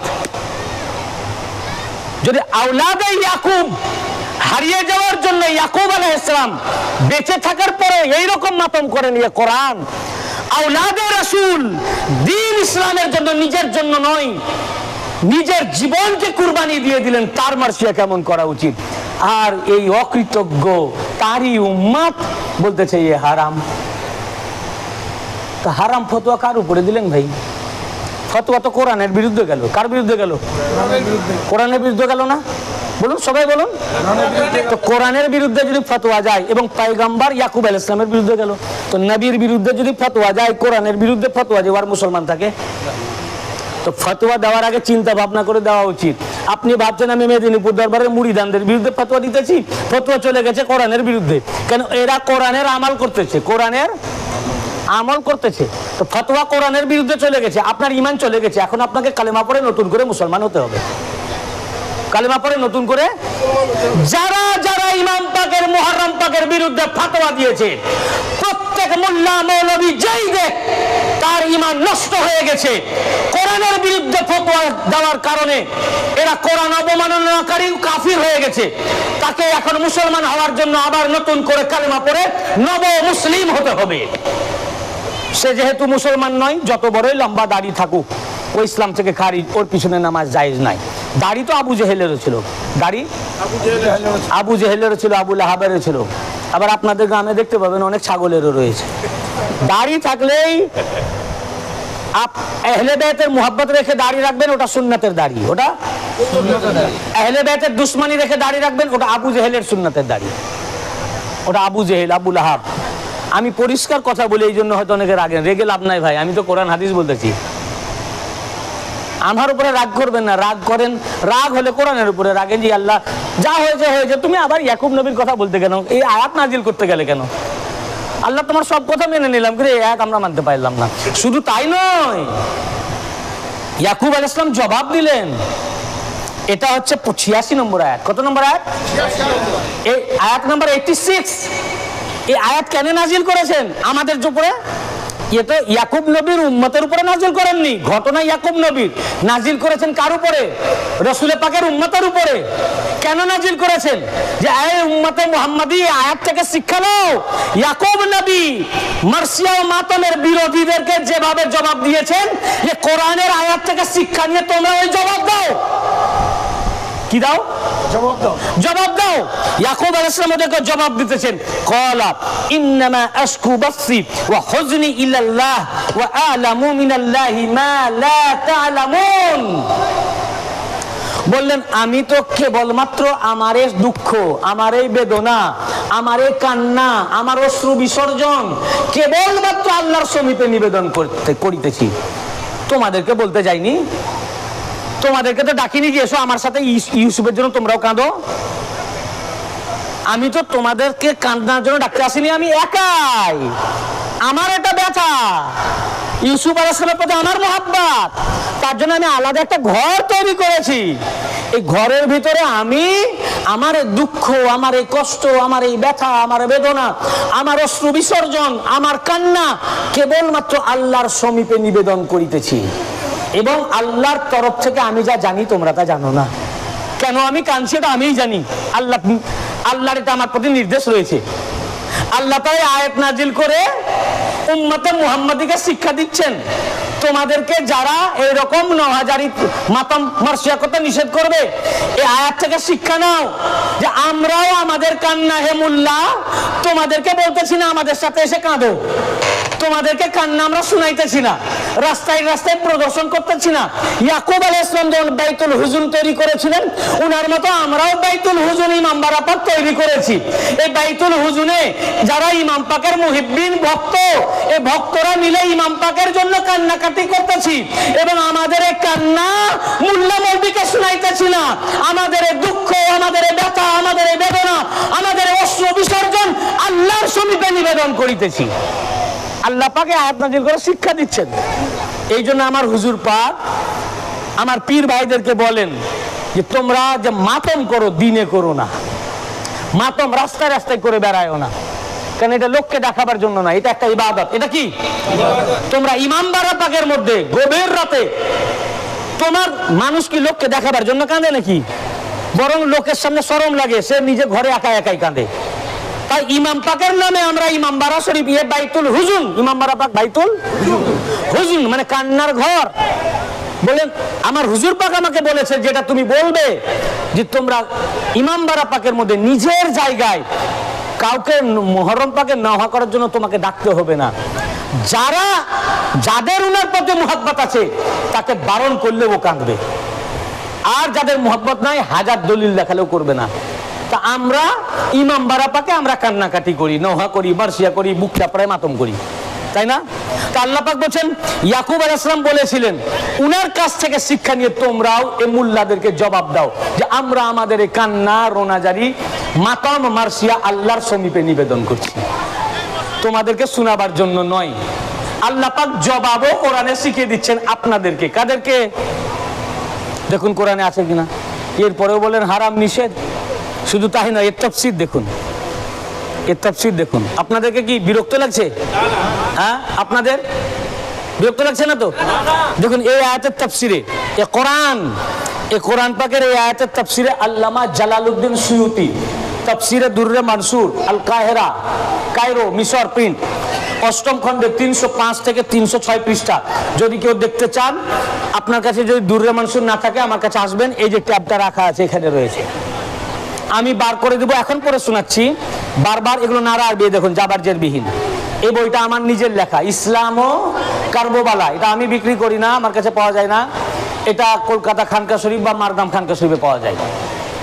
তো এই কিতাবে আমি এটা আলেমদের জন্য লিখেছি, আমার আপনাদের জন্য নয়, সব জাবারজের বিহীন আরবিতে। তবে হ্যাঁ, আপনারাও পড়তে পারবেন, এর জন্য আমি বাংলাতে তর্জমা করে দিয়েছি। এবং একটি হাদিস 8টা 10টা 12টা কিতাব থেকে কোট করা।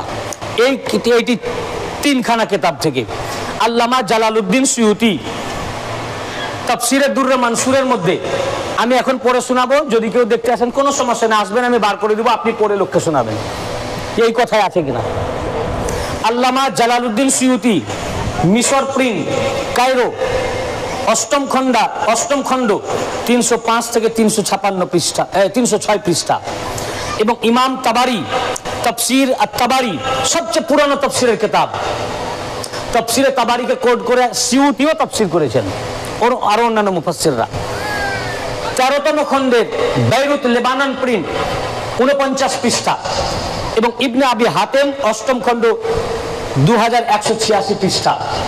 3খানা তাফসীরের কিতাবে রিওয়ায়াত করেছেন। ওয়া আখরাজা ইবনু জারীর ওয়া ইবনু আবি হাতিম আন লাইস ইবনে আবি সুলাইম আন্না জিবরাইল আলাইহিস সালাম দাখালা আলা ইউসুফ আলাইহিস সালাম ফিস সিজন। আপনারা জানেন এই ঘটনা, ইউসুফ আলাইহিস সালাম মিশরে ছিলেন, তখন উনাকে জেলে দেওয়া হয়েছিল। এটার অনেক বড় ঘটনা রয়েছে। তো ইউসুফ আলাইহিস সালাম যখন জেলের ভিতরে ছিলেন, তো জিবরাইল আলাইহিস সালাম মানুষের আকারে ছদ্মবেশে ইউসুফ আলাইহিস সালামকে দেখা করতে আসলেন জেলের ভিতরে। আসল রূপে আসেননি, কিন্তু ইউসুফ আলাইহিস সালাম চিনে ফেলেছেন তাকে। জেলের ভিতরে যখন এলেন, ফাআরাফাহু, তো ইউসুফ আলাইহিস সালাম তাকে চিনে ফেললেন। ফাকালা লাহু, তো ইউসুফ আলাইহিস সালাম তাকে বললেন জিবরাইল আলাইহিস সালামকে, আইয়ুহাল মালাকুল কারীম আলা রাব্বিহি হাল লাকা ইলমু ইয়াকুব, হে সম্মানীয় ফেরেশতা, আপনি কি আমার আব্বা ইয়াকুব আলাইহিস সালামের ব্যাপারে কিছু জানেন? আল্লাহর তরফ থেকে, রবের প্রতিপালকের তরফ থেকে কি আপনার কোনো ইলম আছে, জানা আছে আমার আব্বার ব্যাপারে? এত বছর ধরে আমি আমার বাবাকে ছেড়ে আছি, তিনি কোথায় কি অবস্থায় আছেন জাহেরি ভাবে আমার কিছু জানা নাই। তা আপনার কি আল্লাহর তরফ থেকে কোনো খবর আছে, জানা আছে? জিবরিল আলাইহিস সালামকে জিজ্ঞাসা করলেন। তো জিবরিল আলাইহিস সালাম বুঝে গেলেন আমি ধরা পড়ে গেছি। তখন জিবরিল আলাইহিস সালাম বললেন, ক্বালা নাআম, বলেন জি হ্যাঁ, আমি আপনার আব্বা ইয়াকুব আলাইহিস সালামের ব্যাপারে জানি, আল্লাহ পাক আমাকে এটা জানিয়েছেন। ক্বালা মা ফাআলা, তখন ইউসুফ আলাইহিস সালাম জিজ্ঞাসা করলেন আমার আব্বা এখন কি করছেন, কি হালে আছেন, কি অবস্থায় আছেন? তার জবাবে জিবরাইল আলাইহিস সালাম বললেন, ক্বালা আবজাদ্দাত আইনাহু মিনাল হুজনি আলাইক, বললেন হে ইউসুফ আলাইহিস সালাম, আপনার দুঃখে, আপনার ব্যথায়, আপনার বেদনায়, আপনার কান্নায় আপনার আব্বা ইয়াকুব আলাইহিস সালাম এত কেঁদেছেন, এত দুঃখ করেছেন যে আপনার কান্নাতে, দুঃখে, কষ্টে ইয়াকুব আলাইহিস সালামের চোখ এমন অন্ধ হয়ে গেছে যে 2 চোখের মণি সাদা হয়ে গেছে। জিবরাইল আলাইহিস সালাম খবর দিলেন। এ কথা শুনে ইয়াকুব আলাইহিস সালাম বললেন যে ফামাযা বালাগা মিন হুজনিহি, বলেন এত দুঃখ, হে জিবরাইল আলাইহিস সালাম, আমার আব্বার দুঃখের, শোকের পরিমাণ কতটা, আমার আব্বার শোকের গভীরতা কতটা, কি পরিমাণ তিনি শোকার্ত? উত্তরে জিবরাইল আলাইহিস সালাম বললেন বালাগা মিন হুজনিহি, উত্তর দিলেন ক্বালা হুজনু 70 মুসকালা, বলেন একজন নারী তার কোলের বাচ্চা মারা গেলে, চিন্তা করুন, এবারে আপনি নিজে সোচ করুন, একটা বাচ্চার, একটা মহিলার কোলের বাচ্চা যদি মারা যায় কেমন শোক হয়? এমনি বড় মানুষ মারা যাওয়ার, কোলের বাচ্চা মারা যাওয়া এক নয়। তো বলেন একজন নারীর কোলের বাচ্চা মারা গেলে তার যে শোক হয়, এরকম 70টা নারীর শোকের সমান আপনার আব্বার শোক। 70 জন নারীর কোলের বাচ্চা মারা গেলে যে শোকের পরিমাণ হবে, একজন নারীর কোলের বাচ্চা মারা গেলে যে পরিমাণ শোক, এটা সর্বোচ্চ শোক হয়। এইরকম 70টা শোককে যদি সমষ্টি করা হয়, সেই সমষ্টি শুধু আপনার জন্য আপনার আব্বার এই শোক। তো বললেন এত শোক? তার উত্তরে হযরতে ইউসুফ আলাইহিস সালাম জিবরাইল আলাইহিস সালামকে জিজ্ঞাসা করলেন, ক্বালা হাল্লাহু আলা যালিকা মিন আজর। বলেন, হে জিবরাইল আলাইহিস সালাম, উনি যে এত শোক করছেন আমার জন্য, শোকাহত, আমি বেঁচে আছি তারপরেও আমার জন্য যে উনি এত শোকার্ত, এত দুঃখিত, এত ক্রন্দন করছেন, এত মাতাম করছেন, এর জন্য কি কোনো পুরস্কার আছে? আল্লাহ কি এর জন্য ওনাকে কোনো পুরস্কার দিবেন, না খামাখা করা হচ্ছে? জেনে নেন, আপনারা যে আজ মরসিয়া মাতম করছেন, এটা আপনাদের খামাখা করা হচ্ছে, না এর কোনো পুরস্কার পাবেন? দেখুন উত্তর। ঠিক ইউসুফ আলাইহিস সালাম জিজ্ঞাসা করছেন, আমার আব্বা যে আমার জন্য এত ক্রন্দন করলেন, যে এমন মাতম করলেন যে চোখ অন্ধ হয়ে গেছে, সাদা হয়ে গেছে, তো আমার জন্য এ রোনাজারি, এ কান্নাকাটি, এ মারসিয়া ও মাতম, এটা কি খামাখা, নাকি এর জন্য কোনো পুরস্কার আল্লাহ রেখেছেন? এর কোনো পুরস্কার পাবেন? তার উত্তরে জিবরাইল আলাইহিস সালাম বললেন, ক্বালা নাম আজরুম ইয়াতে শাহীদ। হ্যাঁ হ্যাঁ, অবশ্যই তার জন্য আল্লাহ পুরস্কার রেখেছেন। এর জন্য আল্লাহ পাক আপনার জন্য যে উনি মারসিয়া করেছেন, রোনাজারি করেছেন, কান্নাকাটি করেছেন, মাতম করেছেন, চোখ অন্ধ করে দিয়েছেন, এর জন্য আল্লাহ পাক আপনার আব্বাকে 100 শহীদের মর্যাদা দান করেছেন। কত শহীদের? আরে ভাই, শহীদ না হয়ে মাতম পাকের মর্যাদা এমন, শহীদ না হয়ে 100 শহীদের মর্যাদা শুধু মাতম করার জন্য। কি করার জন্য? মাতামে হুসাইন করার জন্য নয়, মাতামে ইয়াসুফ করার জন্য, মাতামে ইউসুফ করার জন্য। তো ইউসুফ আলাইহিস সালাম শহীদ হননি, ইয়াকুব আলাইহিস সালামের শাহজাদা আলে ইয়াকুব শহীদ হননি। শুধু হারিয়ে যাওয়ার জন্য ইয়াকুব আলাইহিস সালাম আলে ইয়াকুবের জন্য মাতম করলে যদি 100 শহীদের মর্যাদা হয়, তো আলে ইয়াকুব নয়, আলে রাসূলের জন্য হারিয়ে যাননি, নির্মমভাবে শহীদ করা হয়েছে, তার জন্য মাতমের তাহলে আজর, পুরস্কার কি হবে? এই জন্য এর পুরস্কার উল্লেখ নাই, বে ইন্তেহা, এটাকে গণনা করা যাবে না। কত যে শহীদের মর্যাদা আপনি লাভ করবেন, এর কোনো গণনা নাই, বে ইন্তেহা। এ জিবরাইল আলাইহিস সালাম বলেছেন। ফের রাসূল পাক কি বলছেন দেখুন, এই একই আয়াতের তাফসিরে আল্লামা জালালউদ্দিন সুয়ুতি তাফসির আদ-দুররুল মনসুর 8ম খণ্ডের 308 পৃষ্ঠা, মিশর প্রিন্ট, কায়রো প্রিন্ট, এবং ইমাম তাবারি তাফসির আত-তাবারি 13তম খণ্ডের 57 পৃষ্ঠা, বেইরুত লেবানন প্রিন্ট, দুইখানা তাফসিরের মধ্যে এটা রাসূল পাকের হাদিস। ওয়া আখরাজা ইবনু জারির আনিল হাসান আনিন নবী সাল্লাল্লাহু আলাইহি ওয়া সাল্লাম, হযরত ইমাম হাসান বাসরি রাহমাতুল্লাহ আলাইহি তিনি রাসূল পাক সাল্লাল্লাহু আলাইহি ওয়াসাল্লামের হাদিস বর্ণনা করেছেন যে আন্নাহু সুইলা মা বালাগা ওয়াজদু ইয়াকুব আলা ইবনিহি। রাসূল করিম সাল্লাল্লাহু আলাইহি ওয়াসাল্লামকে হাদিসে পাক রাসূল পাক সাল্লাল্লাহু আলাইহি ওয়াসাল্লামকে জিজ্ঞাসা করা হলো, সাহাবায়ে কেরামরা জিজ্ঞাসা করলেন, ইয়া রাসূলুল্লাহ, ইয়াকুব আলাইহিস সালাম তার সন্তানের জন্য যে শোক করেছেন, রোনাজারি করেছেন, ক্রন্দন করেছেন, এটা কি পরিমাণ করেছেন, এর গভীরতা কতটা ছিল? ক্বালা, জিবরিল আলাইহিস সালাম যেটা বলেছেন আল্লাহ রাসূল ওই কথাই বলছেন।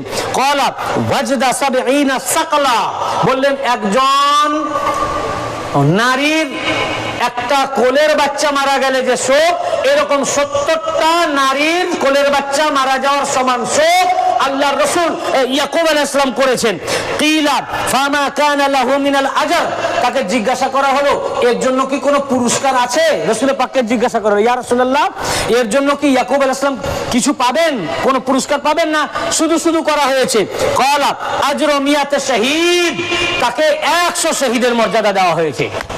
হাদিসে পাক ভাই এগুলো পড়ুন। 100 শহীদের মর্যাদা ইয়াকুব আলাইহিস সালামকে আল্লাহ তাআলা দান করেছেন, এই হাদিসে পাক। ফের দেখুন, মারসিয়ার উপরে বলে নাকি কোনো দলিলই নাই। মারসিয়া এটা এতক্ষণ কান্না, হুজুন, মাতম সম্পর্কে বললাম। বলে মার্সিয়া লফজি হাদিসে নাই। আরে ভাই, মার্সিয়ার উপরে ইমাম বুখারী একটি বাব কায়েম করেছেন। কি বলুন? বাব। বাব মানে চ্যাপ্টার, বাব মানে চ্যাপ্টার, অধ্যায়। সহি বুখারী কিতাব খুলে দেখুন, সহি বুখারী আল জামিউস সহি কিতাবুল জানায়েজ, এই অধ্যায়ের মধ্যে একটি বাব করেছেন। প্রথম খণ্ড 173 পৃষ্ঠা। কত পৃষ্ঠা? দারুল উলুম দেওবন্দ প্রিন্টেড 173 পৃষ্ঠা, বাব নাম্বার 819 এবং হাদিস নাম্বার 1212। এই সহিহ বুখারীর মধ্যে ইমাম বুখারী একটি বাব চ্যাপ্টার করেছেন। চ্যাপ্টারটার নাম বাবু রাসান নবী সাল্লাল্লাহু আলাইহি ওয়া সাল্লাম সাদ ইবনে খাওলা, রাসূল পাক সাল্লাল্লাহু আলাইহি ওয়া সাল্লাম তার সাহাবী সাদ ইবনে খাওলার জন্য মার্সিয়া করেছেন, তার বাব, তার অধ্যায়। তো ইমাম বুখারী যে মার্সিয়ার উপরে বাব করলেন, তার মানে কি? ইমাম বুখারী মার্সিয়া মানেন। কি মার্সিয়া মানেন বলে তো মার্সিয়ার উপরে বাব করেছেন। আমি এই বইটা লিখেছি মার্সিয়া ও মাতমের উপরে। কিসের উপরে? মার্সিয়া। আমি মার্সিয়া মাতমকে কি মানি না? আরে এই বই পড়ার ভিতরে দরকারই নাই। যখন এই বইয়ের নাম পড়বে ইসলাম ও কারবালা, দ্বিতীয় খণ্ডের নাম ইমাম পাক আলাইহিস সালামের জন্য মাতাম ও গিরিয়া জারি করার শারঈ জাওয়াজ, এই নামটা উপরের পাতাতে যেই পড়বে তেমনি লোকটা বুঝে নেবে যে ওলিউল্লাহ মার্সিয়া মাতম মাননেওয়ালা। কি তাই না? আমি মার্সিয়া মাতম মানি বলেই তো এটার উপরে আমি একটা খালি চ্যাপ্টার করেছি বা বইটাই রচনা করেছি। তো ইমাম বুখারী একটা চ্যাপ্টার কায়েম করেছেন, প্রতিষ্ঠা করেছেন মার্সিয়ার উপরে। চ্যাপ্টার প্রতিষ্ঠা করেছেন, অধ্যায় রচনা করেছেন মার্সিয়ার উপরে, বাব কায়েম করেছেন মার্সিয়ার উপরে। এর দ্বারা ইমাম বুখারী ফিকহ সাবিত হয়, ফিকহে বুখারী সাবিত হয়। এর দ্বারা ইমাম বুখারী নিজের ঈমান ও আকীদাকে প্রতিষ্ঠিত করেছেন, প্রকাশ করেছেন। সহিহ বুখারীর, তাহলে বুখারীতে মার্সিয়ার কথা আছে না? কি ভাই, আছে না? এবারে আসুন ইমাম পাকের জন্য মার্সিয়া। কার জন্য? ইমাম পাকের জন্য মার্সিয়া। রাসূল পাক সাল্লাল্লাহু আলাইহি ওয়াসাল্লাম, আজ আমরা ইমাম পাকের জন্য মার্সিয়া করছি। আজ আমরা কখন? ইমাম পাক শহীদ হওয়ার পর, নাকি? শহীদ হয়ে গেছেন? শহীদ হওয়ার পর। শহীদ হওয়ার আগে কেউ করে? শহীদ হওয়ার আগে করে? কেউ ইন্তেকালের আগে কান্নাকাটি করে, মার্সিয়া মাতম করে? দেখুন, ইমাম পাকের জন্য রোনাজারি ও মার্সিয়া এমন, আল্লাহর নবী ইমাম পাকের শাহাদাতের শহীদ হওয়ার 56 বছর আগে থেকে, যেদিন ইমাম পাক কোলের শিশু, যেদিন জন্মগ্রহণ করলেন, সেদিন থেকেই, যেদিন আল্লাহর ইমাম হুসাইন আলাইহিস সালাম পৃথিবীতে তাশরীফ আনলেন, ওই দিন থেকেই আল্লাহর নবী ইমাম হুসাইন আলাইহিস সালামের জন্য রোনাজারি, কান্নাকাটি, মার্সিয়া মাতমকে উম্মতে মুহাম্মাদির জন্য আম করে দিয়েছেন, সুন্নাত বানিয়ে দিয়েছেন, সুন্নাত বানিয়ে দিয়েছেন।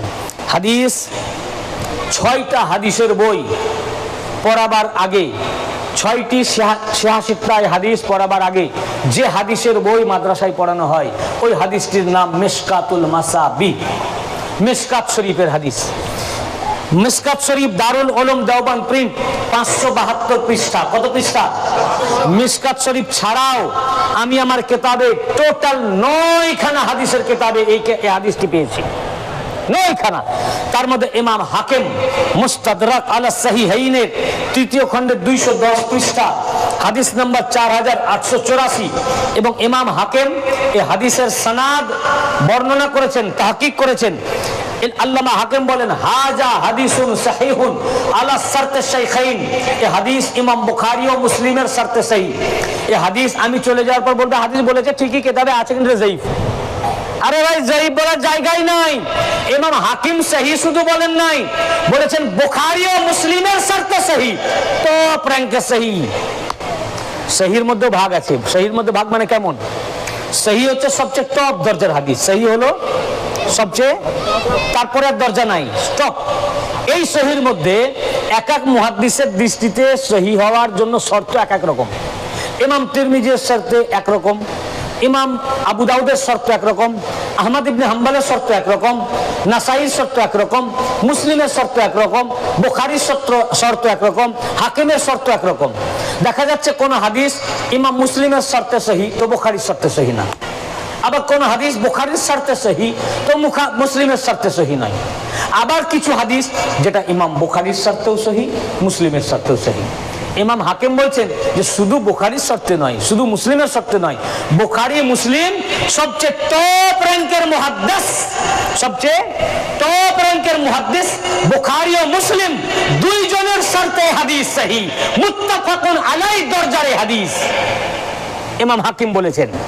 এই হাকিম ছাড়াও ইমাম সিউতি খাসায়েসুল কুবরা দ্বিতীয় খণ্ডের 125 পৃষ্ঠায়, ইবনে মাজাহ এটাও 86টা হাদিসের মধ্যে, সুনানে ইবনে মাজাহর মধ্যে কিতাবু তাবিরির রুইয়া, এবং এই হাদিস আহমদ ইবনে হাম্বল তার মুসনাদ শরীফের 6ষ্ঠ খণ্ডে, এই হাদিস ইমাম বাইহাকি দালাইলুন নবুয়াতের 6ষ্ঠ খণ্ডে, এই হাদিস ইমাম তাবরানী আল মুজামুল কবিরের 3য় খণ্ডে, এই হাদিস আবু ইয়ালা আল মুসনাদের 12তম খণ্ডে, এই হাদিস ইবনে আসাকির তারিখের দিমাশকাল কবিরের 14তম খণ্ডে।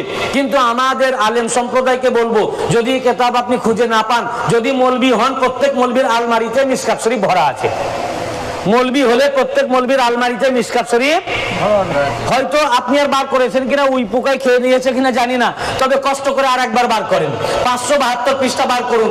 যদি 572 পৃষ্ঠায় এই হাদিস দেওবন্দ প্রিন্টের 572 পৃষ্ঠায় হাদিস না থাকে, আমার চ্যালেঞ্জ, পৃষ্ঠা চেঞ্জ হলেও চ্যালেঞ্জ। কি এই হাদিস শরীফ? মাতম পাকের উপরে হাদিস, রাসূল পাকের নওহা রোনাজারির হাদিস, কান্নাকাটির হাদিস, আল্লাহর নবী وعن أم الفضل بنت الحارث أنها دخلت على رسول الله صلى الله عليه وآله وسلم فقال يا رسول الله صلى الله عليه وآله وسلم أني رأيت حلما منكرا। হযরত উম্মুল ফজল বিনতে হারিস রাদিয়াল্লাহু আনহা উনি বর্ণনা করছেন, আমি একদিন রাসূল পাকের কাছে প্রবেশ করলাম, হাদিস সহিহ, প্রবেশ করে বললাম, ইয়া রাসূলুল্লাহ সাল্লাল্লাহু আলাইহি ওয়াসাল্লাম, আমি আজকে একটি খুব কঠিন স্বপ্ন দেখেছি, ভয়ঙ্কর স্বপ্ন দেখেছি। ক্বালা ওয়া মা হুয়া, আল্লাহ রাসূল বললেন ওটা কি স্বপ্ন? তখন তিনি বললেন, ক্বালাত ইন্নাহু শাদীদ, তিনি বললেন ইয়া রাসূলুল্লাহ স্বপ্নটা খুবই কঠিন। আল্লাহ রাসূল বললেন তোমাকে তো আমি বলতে বলেছি। ক্বালা ওয়া মা হুয়া, বলো স্বপ্নটা কি? তখন তিনি বললেন, ইয়া রাসূলুল্লাহ সাল্লাল্লাহু আলাইহি ওয়াসাল্লাম, আমি আজকে রাত্রে স্বপ্ন দেখছি যে আপনার শরীর থেকে একটা টুকরা কেটে আমার কোলে রাখা হলো, গোশতের একটা টুকরা, আপনার শরীরের গোশতের এক টুকরা কেটে আমার কোলে রাখলো। এটা বলতে ভয় পাচ্ছিলেন যে নবীজির শরীর থেকে গোশত কেটে রাখা হলো। আল্লাহ রাসূল যেই শুনলেন, উনি বলছেন ওয়াদাআত ফি হিজরি, আমার কোলে রাখা হলো। ফাকালা রাসূলুল্লাহ সাল্লাল্লাহু আলাইহি ওয়া সাল্লাম রাআইতি খায়রা তালিদু ফাতিমা তো ইনশাআল্লাহ গোলামান, বললেন হে উম্মুল ফজল বিনতে হারিস, স্বপ্নের ব্যাখ্যা করছেন, তুমি খুব উত্তম স্বপ্ন দেখেছো, অতি সত্তর ইনশাআল্লাহ আমার কন্যা ফাতেমা একটি পুত্র সন্তানের জন্ম দিবে। আচ্ছা ভাই, আপনার বিবি হামেলা আছে কি, আপনার মেয়ে হামেলা আছে কি, কোনো মহিলা প্রেগনেন্ট আছে, আপনি বলতে পারেন ছেলে হবে না মেয়ে হবে? কি বলতে পারবেন? মেয়ে হবে না ছেলে হবে, কেউ বলতে পারে? কে বলতে পারবে? আল্লাহ ছাড়া। ঠিক মোল্লারা বলে আল্লাহ ছাড়া কেউ বলতে পারে না। পেটের ভিতরে কি আছে এটা গায়েবের খবর। এটা কিসের খবর? আল্লাহর নবী গায়েবের খবর দিতেছেন যে ফাতেমা যে সন্তান জন্ম দিবেন ওটা মেয়ে নয় ছেলে। এই হাদিস দ্বারা রাসূল পাকের ইলমে গায়েব সাবিত হলো, রাসূল পাকের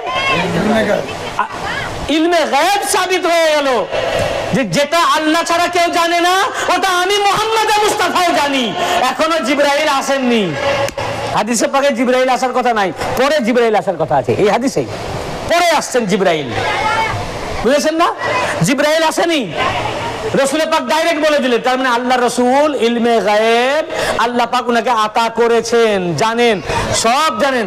আজকে এখানে মাহফিল হবে ওটা উনি জানেন, আজকে এখন কে কে উপস্থিত আছে সেও জানেন, কে কে ওয়াজ শুনে খুশি হচ্ছে সেটাও নবীজি জানেন, কে কে বেজার হচ্ছে সেটাও নবীজি জানেন, উনি দেখতেছেন। তো বললেন পুত্র সন্তান জন্মগ্রহণ করবে। ঠিক কিছুদিন বাদ খাতুনে জান্নাত পাক ইমাম হুসাইন আলাইহিস সালামকে জন্ম দিলেন। রাবি বর্ণনা করছেন সত্যি সত্যি তাকে আমার কোলে দেওয়া হলো। যখন আমার কোলে দেওয়া হলো আমি তখন রাসূল পাক সাল্লাল্লাহু আলাইহি ওয়াসাল্লামের কাছে গেলাম। জন্মগ্রহণ করলেন, আমার কোলে দেওয়া হলো, আমি আল্লাহ রাসূলের কাছে গেলাম এবং নবীজির কোলে দিয়ে দিলাম। আল্লাহ রাসূল কোলে নিয়ে নিলেন। আমার চোখ একটু এদিক ওদিক হয়ে গেছিল।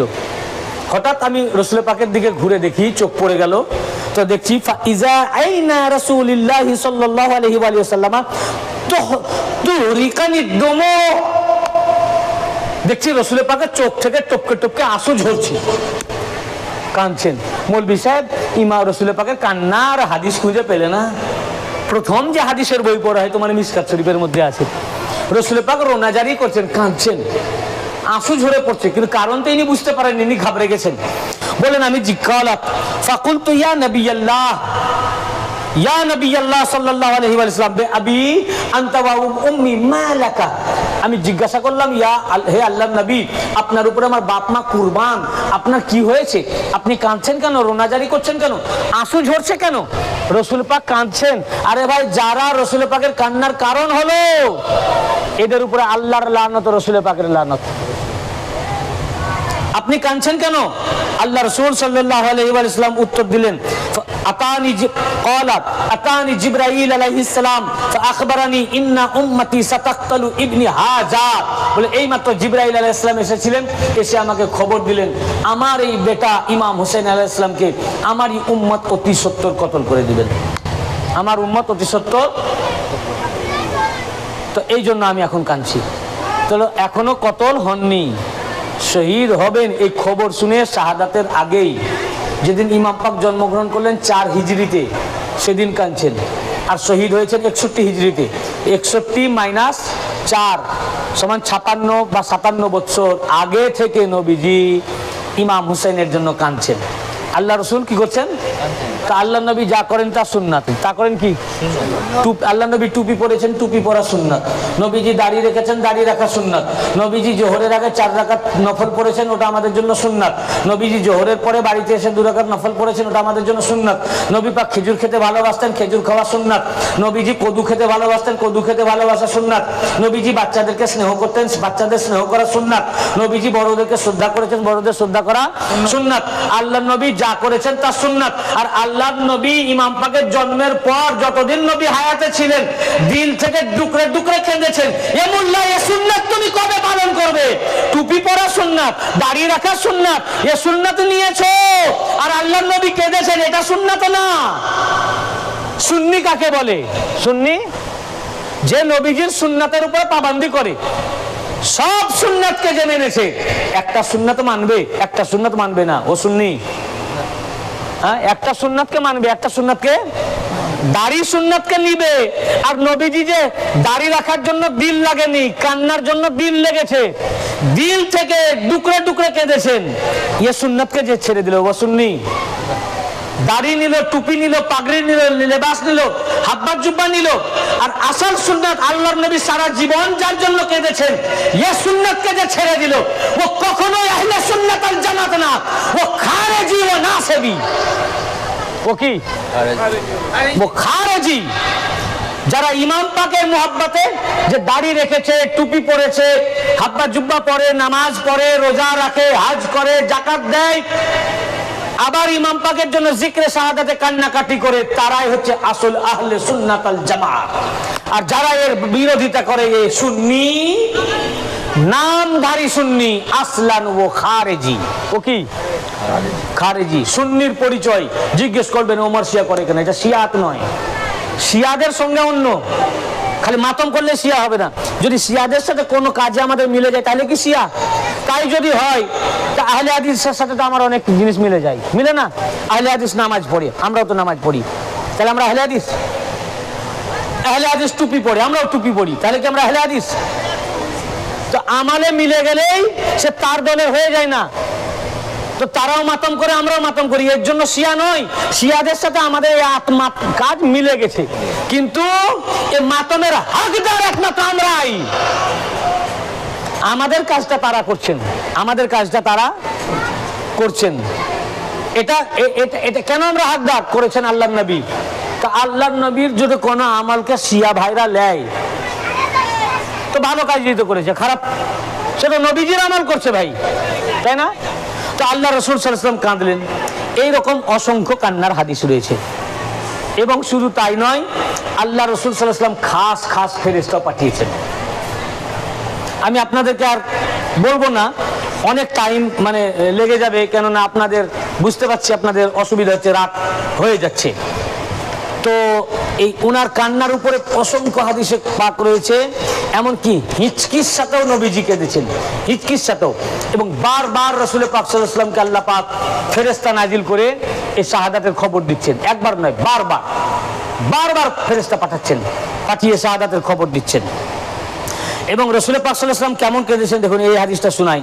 এটা উম্মুল মুমিনিন উম্মে সালমা রাদিয়াল্লাহু আনহা হাদিস রিওয়ায়াত করেছেন। এই হাদিস আহমদ ইবনে হাম্বল তার মুসনাদ শরীফে ফাজাইলুস সাহাবার মধ্যে ইমাম আহমদ ইবনে হাম্বল দ্বিতীয় খণ্ডে 782 পৃষ্ঠায় রিওয়ায়াত করেছেন। ইমাম তাবারানী আল মুজামুল কাবিরে তৃতীয় খণ্ডের 108 পৃষ্ঠায় রিওয়ায়াত করেছেন। ইমাম হাইসামি মাজমুউজ জাওয়ায়েদ নবম খণ্ডের 188 189 পৃষ্ঠায় রিওয়ায়াত করেছেন। এবং ইমাম হাইসামি বলেছেন রেজালুহু রেজালুস সিকা, এই পুরা রেজাল সিকা রেজাল, বিশ্বস্ত রেজাল, সিকা রাবি। আন উম্মে সালমা قالت কানা রাসূলুল্লাহ সাল্লাল্লাহু আলাইহি ওয়াসাল্লাম জালিসান যাতা ইয়াউমুন ফি বাইতি। একদিন রাসূল পাক সাল্লাল্লাহু আলাইহি ওয়াসাল্লাম উম্মুল মুমিনিন উম্মে সালমা রাদিয়াল্লাহু আনহা বর্ণনা করেন যে আল্লাহ রাসূল সাল্লাল্লাহু আলাইহি ওয়াসাল্লাম একদিন আমার ঘরে বসেছিলেন। ফাকালা লা ইয়াদখুলু আলাইয়া হাদুন, বললেন হে উম্মুল মুমিনিন এখন যেন ঘরে কেউ প্রবেশ না করে, তুমি দরজায় বসে পড়ো, কেন এখন জিবরিল আলাইহিস সালাম এসেছেন। জিবরিল আলাইহিস সালাম মানবের রূপে এসে ওনার সাথে কথা বলছেন। এমন সময় ফাদাখালাল হুসাইন ফাসামিতু নাশিখা রাসূলুল্লাহ সাল্লাল্লাহু আলাইহি ওয়া সাল্লাম ইয়াবকি। আমি দরজায় বসে আছি, এমন সময় আমি একটু অন্যমনস্ক হয়ে গেছিলাম, খেয়াল করি নাই, ইমাম হুসাইন আলাইহিস সালাম লাফাতে লাফাতে এসে দরজা দিয়ে প্রবেশ করে গেলেন। আর হঠাৎ আমি শুনতে পেলাম আল্লাহ রাসূল চিৎকার করে হিচকির সাথে ক্রন্দন করছেন। হিচকি ক্রন্দন করতে গিয়ে যখন খুব গভীর কান্না হয়, হিচকির সাথে হয় না, তো হিচকি দিয়ে হিচকির সাথে কাঁদছেন আর চিৎকার। তো উম্মে সালমা তো জানেন না, উনি ঘাবড়ে গেছেন, কি হলো, হুজুর তো ঘরে একা, তো কাঁদছেন কেন? উনি বলছেন যে আমি তখন একটু উকি মারলাম, দরজা দিয়ে উকি মারলাম, তো উকি মেরে দেখছি ফাইজা হুসাইন ফি হিজরিহি ওয়া নবী সাল্লাল্লাহু আলাইহি ওয়াসাল্লাম ইয়ামসাহু জাবিনাহু ওয়া হুয়া ইয়াবকি। মোল্লা কান্নার হাদিস খুঁজে পাচ্ছেন না ভাই, ইয়াবকি ইয়াবকি ইয়াবকি, আল্লাহ নবী কাঁদতেছেন।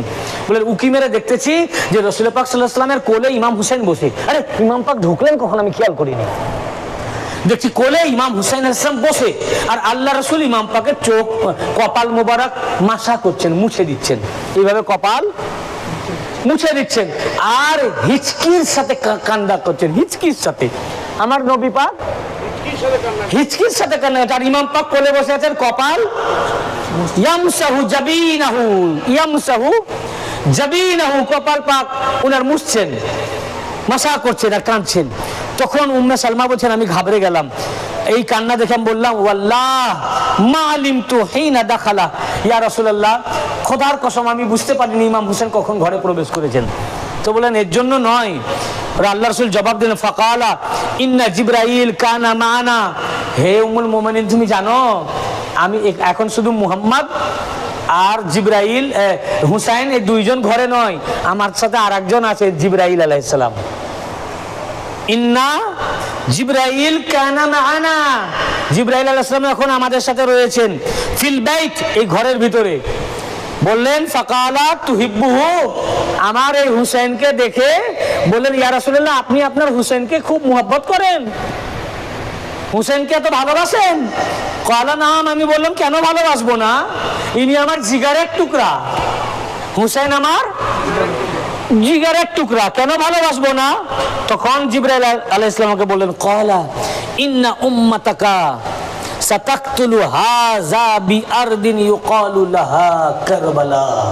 জিবরাইল বললেন যাকে আপনি এত ভালোবাসেন আপনার এই জিগারের টুকরাকে আপনার উম্মত অতি সত্বর কতল করে দিবে, আর যে স্থানে কতল করবে ওই জায়গার নাম হবে কারবালা। রাসূল পাক সাল্লাল্লাহু আলাইহি ওয়াসাল্লাম বললেন ইমাম হুসাইন আলাইহিস সালাম যখন 2রা মুহররম কারবালায় পৌঁছালেন 61 হিজরি, তখন তিনি জিজ্ঞাসা করলেন ক্বালা মা ইসমু হাযিহিল আরদ, তিনি জিজ্ঞাসা করলেন লোকদেরকে যে এই জায়গাটার নাম কি। কে? ইমাম পাক যখন কারবালায় পৌঁছলেন শুধালেন লোকদেরকে এই জায়গার নাম কি। ক্বালু কারবালা, তখন লোকেরা বলল এই জায়গার নাম কারবালা। ক্বালা, ইমাম হুসাইন আলাইহিস সালাম বললেন, সাদ্দাকাল্লাহু ওয়া রাসূলুহু আরদুন কারব ওয়া বালা। ইমাম হুসাইন আলাইহিস সালাম বললেন, আল্লাহ এবং আল্লাহ রাসূল সত্যই বলিয়াছেন, এই স্থান দুঃখ এবং মুসিবতের মাটি, মুসিবতের জায়গা। দেখুন আল্লাহর নবী হিচকির সাথে কেঁদেছেন, হিচকির সাথে। কিরকম কেঁদেছেন? আর মোল্লা কাঁদে না ভাই, মোল্লা কাঁদে না কেমন? তুমি নবীর উম্মত ভাই। আজ তোমরা নামাজ পড়ছো, নামাজকে অর্গানাইজ করছো, রোজা অর্গানাইজ করছো, হাজ অর্গানাইজ করছো, আর নবীজি তার সাহাবীদের নিয়ে যে কেঁদেছেন, এ কান্নাকে অর্গানাইজ করছো না কেন? আজ আমাদের মতো ইয়াং ছেলেদেরকে করতে হচ্ছে এই কান্নাকাটি। রোনাজারি ইমাম বারাপাকে এসে মৌলবি মৌলানাদের অর্গানাইজ করা উচিত, কেন আল্লাহ নবী করেছেন। আর মোল্লা এখান থেকে দূর। শিক্ষা দেওয়া উচিত, নামাজ যেমন শিক্ষা দেওয়া উচিত, যেইভাবে নামাজ পড়তে হয়, তেমনি নবী পাক যেহেতু কেঁদেছেন, শিক্ষা দেওয়া উচিত যে এইভাবে কাঁদো ইমাম পাকের জন্য। এটা মোল্লাদের কর্তব্য। তো যারা ইসলামের ধারক বাহক সেজে বসে আছে, এরা কর্তব্য পালন করিতেছে না, ইসলাম বিরোধী কাজ করছে। বলুন, এরা আমাদের বন্ধু না শত্রু? শুধু তাই নয়, দেখুন বারবার বারবার রাসূল পাকের কাছে আল্লাহ পাক জিবরাইল আলাইহিস সালামকে পাঠাচ্ছেন, বারবার বারংবার। এবং তাই নয়, রাসূল পাক সাল্লাল্লাহু আলাইহি সাল্লাম, এই যে ধরুন ইমাম বারা পাক, এই যে ইমাম বারা পাক কবে থেকে? আপনাদের ইমাম বারা শরীফ কবে আপনারা জানেন? আমি সালারের লোকদের আপনাদের জিজ্ঞাসা করছি, এই ইমাম বারা শরীফটা কবে থেকে আছে আপনাদের কারো জানা আছে? জানা নাই?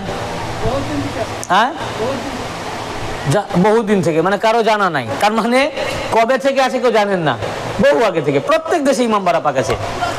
এখন কেউ কেউ ভাবছেন এই ইমাম বারা পাক হয়তো কোনো ওলি আল্লাহদের করা, কিংবা মেদিনীপুর দরবার তৈরি করছেন।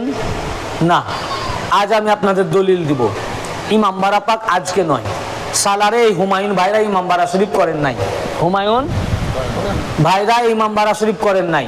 মেদিনীপুর দরবার শিক্ষা দিয়েছেন আমাদেরকে, কিন্তু মেদিনীপুর দরবার ইমাম বারা প্রথম শিখান নাই। প্রথম ইমাম বারা পাক আল্লাহ রসুলের ঘর থেকে। কোথা থেকে? যে কথা আমি আমার এই মুখ দিয়ে বলবো, দলিল ছাড়াই কথা আমরা বলবো না, আল্লাহর নবীর ঘর থেকে। এবং আল্লাহ তাআলা খোদ ইমাম বারা করিয়েছেন রসুলের পাককে। কারবালা পাকের, আমরা কারবালা শরীফের মাটি নিয়ে আসি না, নিয়ে আসি, কে নিয়ে আসে? আমরা আনি, ইমাম বারা পাকে রাখি, দিয়ে বলি এটা ইমাম বারা পাক। কারবালা শরীফের মাটি এনে রাখি, দিয়ে বলি এটা ইমাম বারা পাক। ইমাম বারা মানে ইমাম পাকের ঘর। আরে ভাই, হারাম হবে কেন? আমি যদি ইমাম পাকের নাম পাকে একটা ঘর বানাই, উনাদের নাম পাকে নজর করি, দোষ কি? ইমাম পাকের নাম পাকে যদি আমরা টাকা খায়রাত করি, গরিবকে খাওয়াই, ওটা জায়েজ। ইমাম পাকের নামে ভাত দিই, ওটা জায়েজ। ইমাম পাকের নামে পয়সা দিই, ওটা জায়েজ। ইমাম পাকের নাম পাকে কোরআন পাক পড়ি, ওটা জায়েজ। তো ইমাম পাকের নাম পাকে যদি একটা জায়গায় নজর পাক করি, এটা না জায়েজ হয় কি করে? আরে ভাই, সারা দুনিয়াই তো ইমাম পাকের, উনাদের। আরে দুনিয়া কি, পুরো জান্নাত ইমাম পাকের। এতক্ষণ কি শুনলেন? হাসান হুসাইন জান্নাতের সর্দার, জান্নাতের মালিক, নেতা। এখন এই জায়গাটার তো কেউ মালিক আছে। তো এই জায়গাতে যদি মালিক কেউ থাকে, তো এই জায়গাতে ধরুন আমের গাছ আছে, সেই গাছটার মালিক কে? যে জায়গার মালিক সে। একটা পুকুর আছে, এই পুকুরে যে মাছ আছে তার মালিক কে? হাফিজ সাহেব। ধরুন ওই জায়গার মালিক ধরুন হুমায়ুন ভাই, এখন হাফিজ সাহেব কি ওই পুকুরের মাছের মালিক? জায়গার মালিক যে সে। তো পুরা জান্নাতের মালিক ফাতেমা, হাসান, হুসাইন, আলী, মুহাম্মদ। তো পুরা জান্নাতের মালিক যদি মুহাম্মদ, আলী, ফাতেমা, হাসান, হুসাইন হন, আল্লাহ পাক বলেন আমি তৈরি করে ওনাদেরকে এটা ফেদা করে দিয়েছি, উৎসর্গ করে দিয়েছি। তো জান্নাতে যা যা আছে সব কিছুর মালিক হাসান হুসাইন। তো জান্নাতে যত ফল ফলারি আছে তার মালিক হাসান হুসাইন, গাছ গাছারি হাসান হুসাইন। যত নদী রয়েছে, কি নদী? নেহরে কাউসার, শরাবান তুহরা, যত নদী আছে জান্নাতের মালিক, জান্নাতের এই পানির মালিকও তিনি। জান্নাতে যত অট্টালিকা আছে তার মালিক হাসান হুসাইন, সমস্ত জান্নাতের মালিক হাসান হুসাইন। তো জান্নাতের যত অট্টালিকা তার মালিক, তো যে অট্টালিকার মালিক আমরা নয়, মালিক হাসান হুসাইন। উনি তার গোলামদেরকে দয়া করে দিলেন, যাও হুমায়ুন এই অট্টালিকা তোমার, যাও হাফেজ আফরোজ অট্টালিকা তোমার, এই সবুর যাও অট্টালিকা তোমার, কারণ তোমরা আমার মুহিব্বিন, আমার এই অট্টালিকা তোমাকে দান করলাম। যারা ইমাম পাকের সাথে বিরোধিতা করবে আর উনার জান্নাতে বাস করবে, ফেরেশতা ডান্ডা নিয়ে দাঁড়িয়ে থাকবে পুলসে রাতে। বুঝতে পেরেছেন না?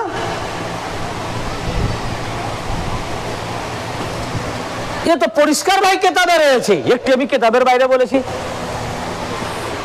রাসূল পাক সাল্লাল্লাহু আলাইহি ওয়াসাল্লাম দেখুন এই হাদিস আল্লামা জালালউদ্দিন সুয়ুতি তার খাসায়ুল কুবরা দ্বিতীয় খণ্ডের 125 পৃষ্ঠায় রিওয়ায়াত করেছেন, মাতান টেক্সট, বেইরুত লেবানন প্রিন্ট। এবং আব্দুল আজিজ মুহাদ্দিস দেহলভী সিররুশ শাহাদাতাইন 28 পৃষ্ঠায়। আজ জেনে নিন, মুহররম পাক ব্যতীত কোনো ইবাদতের মূল্য নাই। সিররুশ শাহাদাতাইনের 28 পৃষ্ঠায় রিওয়ায়াত করেছেন। ইমাম তাবারানী আল মুজামুল কবিরের 3য় খণ্ডের 108 পৃষ্ঠায় রিওয়ায়াত করেছেন। ইবনে হাজার আসকালানি তার তাহজিবুত তাহজিব, আসমাউর রিজালের ফান্নে হাদিসের সবচেয়ে বড় ইমাম ইবনে হাজার আসকালানি তার তাহজিবুত তাহজিব, হায়দ্রাবাদ প্রিন্ট 2য় খণ্ডের 347 পৃষ্ঠায় রিওয়ায়াত করেছেন। ইবনে আসাকির তারিখে দিমাশকাল কবির, এটা 80 ভলিউমে লেখা, আমার এই ট্যাবের মধ্যে রয়েছে, তার 14 খণ্ডের 192 পৃষ্ঠায়। ইমাম মুজি তাহজিবুল কামাল 6ষ্ঠ খণ্ডের 408 থেকে 409 পৃষ্ঠায়। ইমাম হাইসামি মাজমাউ জাওয়ায়েদের 9ম খণ্ডের 189 পৃষ্ঠায়। 7খানা হাদিসের কিতাবে আমি খুঁজে পেয়েছি হাদিস পাক। কটা কিতাব? এবং ইমাম হাইসামি এর সনদ সম্পর্কে, রাবি সম্পর্কে বলেছেন রিজালুহু রিজালুস সিকা, এ সব রাবি সিকা রাবি, বিশ্বস্ত রাবি, সহি সনদ। এই হাদিস বর্ণনা করেছেন উম্মুল মুমিনিন উম্মে সালমা রাদিয়াল্লাহু আনহা। তিনি বলতেছেন, একদিন ইমাম হাসান ইমাম হুসাইন আলাইহিস সালাম রাসূল পাক সাল্লাল্লাহু আলাইহি ওয়াসাল্লাম আমার ঘরে একদিন ছিলেন, আর তার সামনে হাসান হুসাইন খেলা করছিলেন। কে? হাসান আর হুসাইন আলাইহিস সালাম খেলা করছিলেন রাসূল পাকের সামনে, হুজুর তাদের নিয়ে খেলছেন।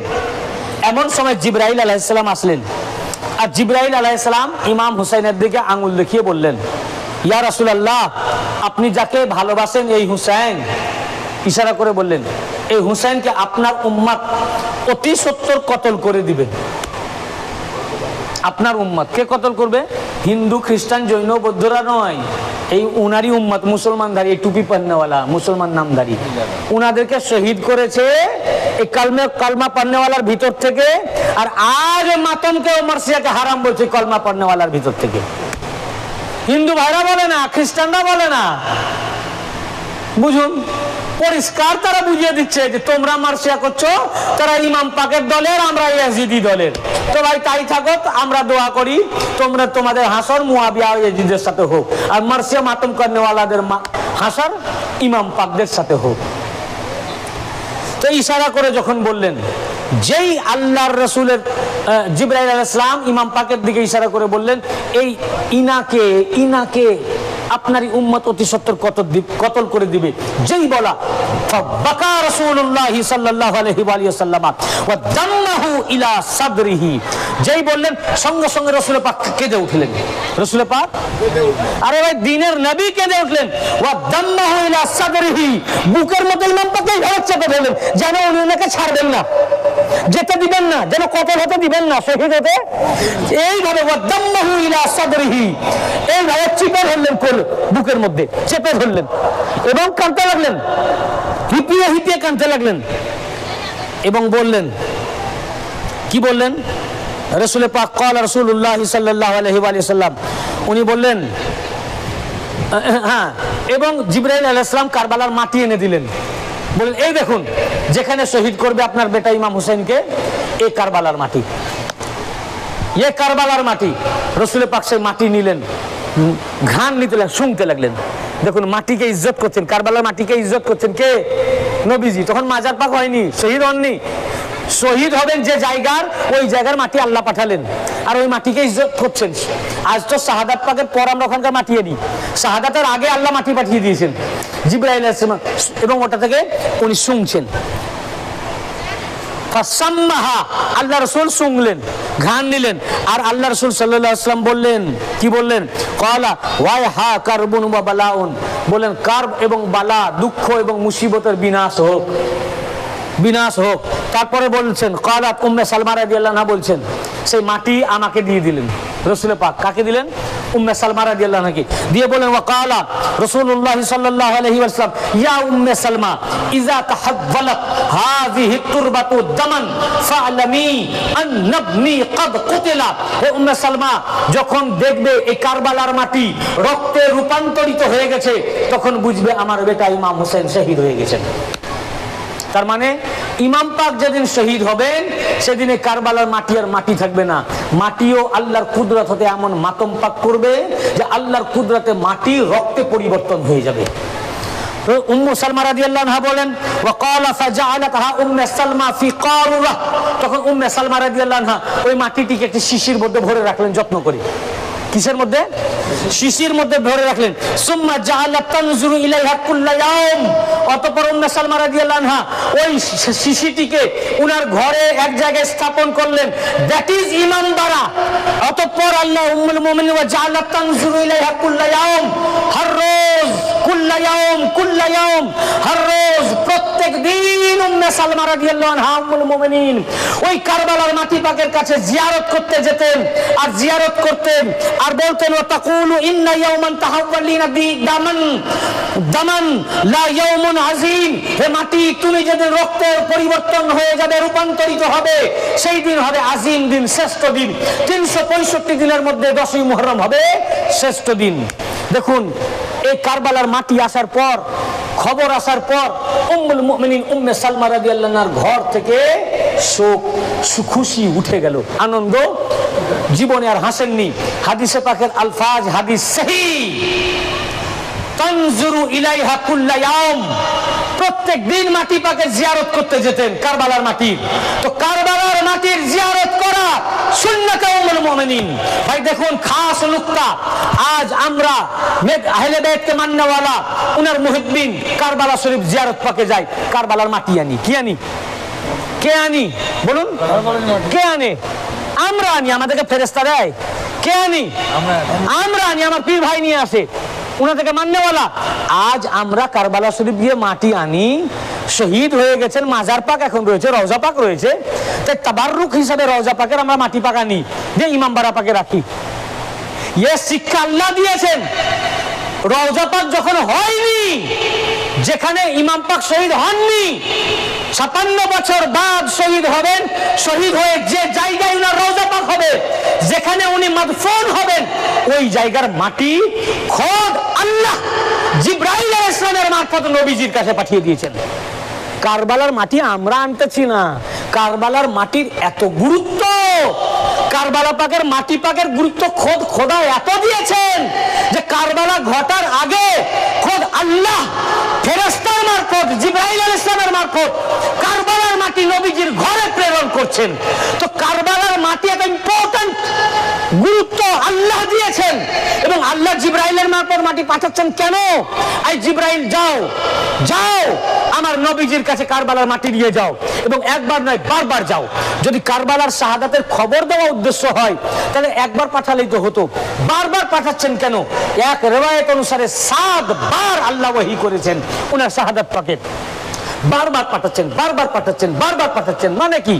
তার মানে এই জিবরাইল যাও, এমনকি আবার খাস ফেরেশতা শুধু শাহাদাতের খবরের জন্য তৈরি করেছেন, তাদেরকে পাঠাচ্ছেন। সে হাদিসগুলো আমি এখন সময়ের জন্য শোনালাম না।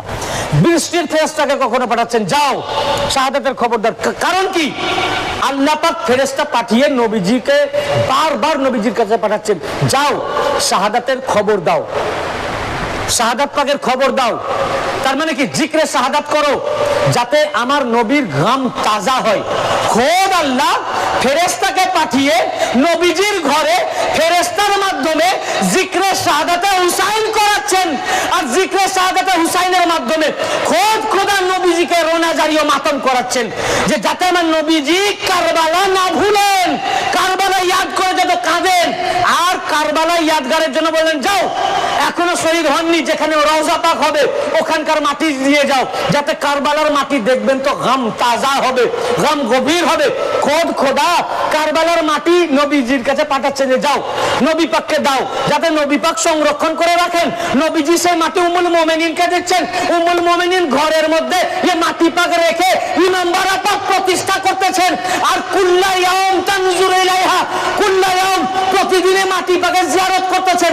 খোদ খোদা জিবরাইল আলাইহিস সালামের মারফত নবীজির ঘরে কারবালার মাটি পাঠিয়ে নবীজির ঘরে প্রথম ইমাম বারাকাত প্রতিষ্ঠা আল্লাহ করালেন, নবীজি করলেন। উম্মুল মুমিনিন ইমাম বারাকাত জিয়ারত করতে রোজ যেতেন। তো ইমাম বারাকাত আজ নয়, মেদিনীপুর দরবারের নয়, এ বেদাত নয়, নবীজির জামানা থেকে ইমাম বারাকাত নবীজির ঘর থেকে প্রথম ইমাম বারাক আল্লাহ পাক কারবালার মাটি ফেরেশতাকে পাঠিয়ে নবীর ঘর, নবী পাকের ঘরে ইমাম বারাকাত প্রতিষ্ঠিত করেছেন। তো এই ইমাম বারা শরীফ আজকে নয়, নবী পাকের ঘর থেকে। আল্লাহু আকবার। ইয়া রাসূলুল্লাহ, ইয়া আলী, ইয়া আলী, ইয়া হুসেন, ইয়া হুসেন, ইয়া হুসেন, ইয়া হুসেন, ইয়া হুসেন, ইয়া হুসেন, ইয়া হুসেন, ইয়া হুসেন। এই ইমাম বারা পাক আজকের নয়, আল্লাহ পাক শিক্ষা দিলেন। যেটা নবীজির ঘরে ছিল সেটা আজ সালারের বুকে, যেটা নবীজির ঘরে আল্লাহ পাক করিয়েছেন সেটা কাদুয়ার বুকে, আর যেটা নবীজিকে পাঠিয়ে আল্লাহ পাক করেছেন সেটা মঙ্গলকোট পাকের বুকে আমরা প্রতিষ্ঠা করেছি। এই ইমাম বারা পাক আমাদের তৈরি করা, আর ওই ইমাম বারা পাক আল্লাহ পাকের তৈরি করা। এই ইমাম বারা পাকে আমাদের কারবালার মাটি আনা, আর ওই ইমাম বারা পাকে আল্লাহ পাকের মাটি প্রেরণ করা। এই ইমাম বারা পাকের মাটি হুমায়ুন ভাই আপনি এনেছেন, ওই কারবালার মাটি জিবরাইল আলাইহিস সালাম এনেছেন। আল্লাহ পাক জিবরাইলকে পাঠিয়ে নবীজির ঘরে মাটি পাঠিয়েছেন, ইমাম বারা পাক তৈরি করিয়েছেন। হ্যাঁ, আর তার সুন্নাত আমরা পালন করছি। অতএব এইটা হচ্ছে নবীজির দিন। এই ইমাম বারা পাককে যারা ধরে আছে, ইমাম বারা পাক যারা করছে, এটা নবী পাকের ঘর থেকে, এটাই নবীর পাকের দিন, এটা ধর্ম, এটা ইসলাম। অতএব যারা ইমাম বারা পাকের বিরুদ্ধে বলে এরা নবীদ্রোহী, এটা রসুলদ্রোহী, এটা ধর্মদ্রোহী, এটা ইসলামদ্রোহী, এটা জিবরাইল আলাইহিস সালামদ্রোহী, ফেরেশতাদ্রোহী, আল্লাহ পাঠিয়েছেন, এরা খোদাদ্রোহী। এরা কি? খোদাদ্রোহী। এদের সাথে দিন ইসলামের কোনো সম্পর্ক নাই। সে 3 হাত লম্বা দাড়ি থাকতে পারে, মাথায় ঘটটা থাকতে পারে, এদের সাথে ইসলামের কোনো সম্পর্ক। আমার কাছে দলিল অসংখ্য রয়েছে, তিরমিজি শরীফ থেকে, মিশকাত শরীফ থেকে অসংখ্য দলিল রয়েছে যে এই 10ই মুহররম আল্লাহর নবী কারবালায় ছিলেন। এখন বৃষ্টি হচ্ছে বলে আমি আর দীর্ঘায়িত করতেছি না। 10ই মুহররম ইমাম পাক যেদিন শহীদ হলেন, উনি রওজা পাকে ছিলেন না, আল্লাহর কুদসেও ছিলেন না। ছিলেন কোথায়? তিরমিজি শরীফের 2য় খণ্ডে 218 পৃষ্ঠায় হাদিসে পাক আল্লাহ রাসূল সাল্লাল্লাহু আলাইহি ওয়াসাল্লাম কারবালায় উপস্থিত ছিলেন। উম্মে সালমা রাদিয়াল্লাহু আনহা স্বপ্নে দেখেছেন।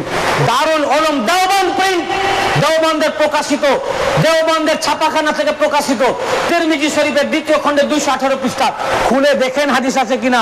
উম্মে হযরত সালমা বলছেন, আমি উম্মে সালমার ঘরে ঢুকে দেখছি উনি কাঁদছেন। ওয়াহিয়া তাবকি। আমি বললাম আপনি কাঁদছেন কেন? বলে আমি স্বপ্নে দেখলাম রাআইতু রাসূলুল্লাহ সাল্লাল্লাহু আলাইহি ওয়া সাল্লাম ওয়া বিরাসিহি ওয়া লিহিয়াতিহি তুরাব। আমি স্বপ্নে দেখছি রাসূল পাক 10ই মুহররম 61 হিজরি দুপুর বেলায় শুয়েছিলেন। উম্মুল মুমিনিন উম্মে সালমা রাদিয়াল্লাহু আনহা বলেন, স্বপ্নে দেখছি রাসূল পাকের দাড়ি এবং মাথায় মাটি লেগে আছে। আমি জিজ্ঞাসা করলাম, মালাকা ইয়া রাসূলুল্লাহ সাল্লাল্লাহু আলাইহি ওয়াসাল্লাম, আপনার কি হয়েছে? দাড়ি মাথায় মাটি কেন, কাঁদছেন কেন? ক্বালা শাহিদতু কাতলাল হুসাইন আনফা। তিরমিজি সিহাসত হাদিস, প্রত্যেক মাদ্রাসায় হাদিসের কিতাব দার্স দেওয়া হয়, কি পাঠ্যপুস্তক, সিলেবাস। রাসূল পাক সাল্লাল্লাহু আলাইহি ওয়াসাল্লাম বললেন, এই মাত্র আমি কারবালা থেকে আসছি, আমি কারবালা শরীফে উপস্থিত ছিলাম, ইমাম হোসেনের শাহাদাত আমি দেখেছি। ইমাম হোসেন আলাইহিস সালামের দাঁড়িয়ে থেকে শহীদ হওয়া দেখে শাহাদাত গা থেকে তোমার কাছে আসছি খবর দিতে। খোদ নবী পাক ভাই 10ই মুহররম আশুরা পাকে কারবালায় উপস্থিত। আর কেমন নবীজি মাতম করেছেন যে দাড়ি ও মাথায় মাটি লেগে। সবাই ইমাম পাকের নামে মাতম করেছেন। তো ইমাম পাকের নাম পাকে মাতম করা, মরসিয়া করা, এটা দিন, এটা ধর্ম, এটা ইসলাম, এটা আল্লাহ তাআলার হুকুম, এটা ফেরেশতাদের আমল, এটা রাসূল পাক করেছেন। যেটা রাসূল পাকের ঘরে ছিল, এটা আজ মেদিনীপুর দরবার এটাকে ধরে রেখেছেন। বুঝেছেন না? এই জন্য আমরা এটাকে জানতে পেরেছি। আমিও তো ভাই, তারা যেমন মাদ্রাসায় পড়েছে, আমিও মাদ্রাসায় পড়েছি, কিন্তু মাদ্রাসা থেকে আমি কিচ্ছু পাইনি এই সার্টিফিকেট ছাড়া। মাদ্রাসা থেকে কিচ্ছু পাইনি, পেয়েছি সার্টিফিকেট। যা কিছু পেয়েছি আমার মুর্শিদের কদম পাকের সদকা থেকে, মেদিনীপুর দরবার পাকের চৌকাঠ থেকে। কারণ আমার যিনি মুর্শিদ বড় হুজুর পাক সৈয়দনা হযরত সৈয়দ শাহ রশিদ আলী আল কাদরি আল হাসানি আল হুসাইন আল বাগদাদি আলাইহিস সালাম, তিনার হাতে আমি বায়াত। কিছুদিন আগে উনি পর্দা নিয়েছেন। যা ইলম উনি আমাকে তার বাতেলি ভাবে এবং তার তাওয়াজ্জু থেকে উনি আমাকে দিয়েছেন। আর এখন উনার সাজ্জাদা নসীর হযরত পাক সৈয়দনা হযরত সৈয়দ শাহ ইয়াসুব আলী আল কাদরি আল হাসানি আল হুসাইন আল বাগদাদি মাদ্দাজিল্লাহুল আলী উনি এখন আমাকে দিতেছেন। এখন আমাদের সবারই মুর্শিদ ইনি। কাজে যা কিছু পেয়েছি ভাই উনার থেকে, কিন্তু দলিল দিতেছি মাদ্রাসার বই থেকেই, দলিল দিতেছি মাদ্রাসার বই থেকেই। তাহলে বলুন, এরপরেও কি মহরম পাক মানবেন না? হ্যাঁ, তাহলে কি বোঝা গেল যে মেদিনীপুর দরবার আমাদের যেটা শিক্ষা দিচ্ছেন এটা কোরআন মোতাবেক, এটা হাদিস। আমাদের চোখ নাই ভাই, আমরা কোরআন হাদিস পড়তে জানি না, এই জন্য মেদিনীপুর দরবারকে আঁকড়ে ধরে থাকেন। উনারা যেটা বলবেন, যেটা করবেন ওটাই হক। জেনে রাখবেন অবশ্যই ওটা কোরআনে আছে, হাদিসে আছে। আমি আপনাদের সামনে নওহা, রোনাজারি, মাতাম, মার্শিয়া, গম, শোক পালন করা কোরআন থেকে দলিল দিলাম, সব সিয়াসিত্তা থেকে দিলাম, আরো অন্যান্য হাদিস পাক থেকে। অতএব এই রাস্তার উপরে যারা রয়েছেন, মুহররম পাকের উপরে যারা রয়েছেন, তারাই দ্বীনের উপরে রয়েছেন, ইসলামের উপরে রয়েছেন, রসুল পাকের উপরে রয়েছেন। আল্লাহ পাক করেছেন গুনিয়াতুত তালেবিন কিতাবের মধ্যে হুজুর গাউসে পাক লিখেছেন যে ইমাম পাক শহীদ হওয়ার পর আল্লাহ তাআলা ৭০,০০০ ফেরেশতা ওনার রওজা পাকে মোতায়েন করেছেন, যারা কিয়ামত তক ২৪ ঘন্টা ইমাম পাকের নামে মাতম পাক করছেন। তাহলে এই মাতম পাক এটা ইসলাম, এর বিরোধিতা যারা করছে এটা ইসলামের বাইরে।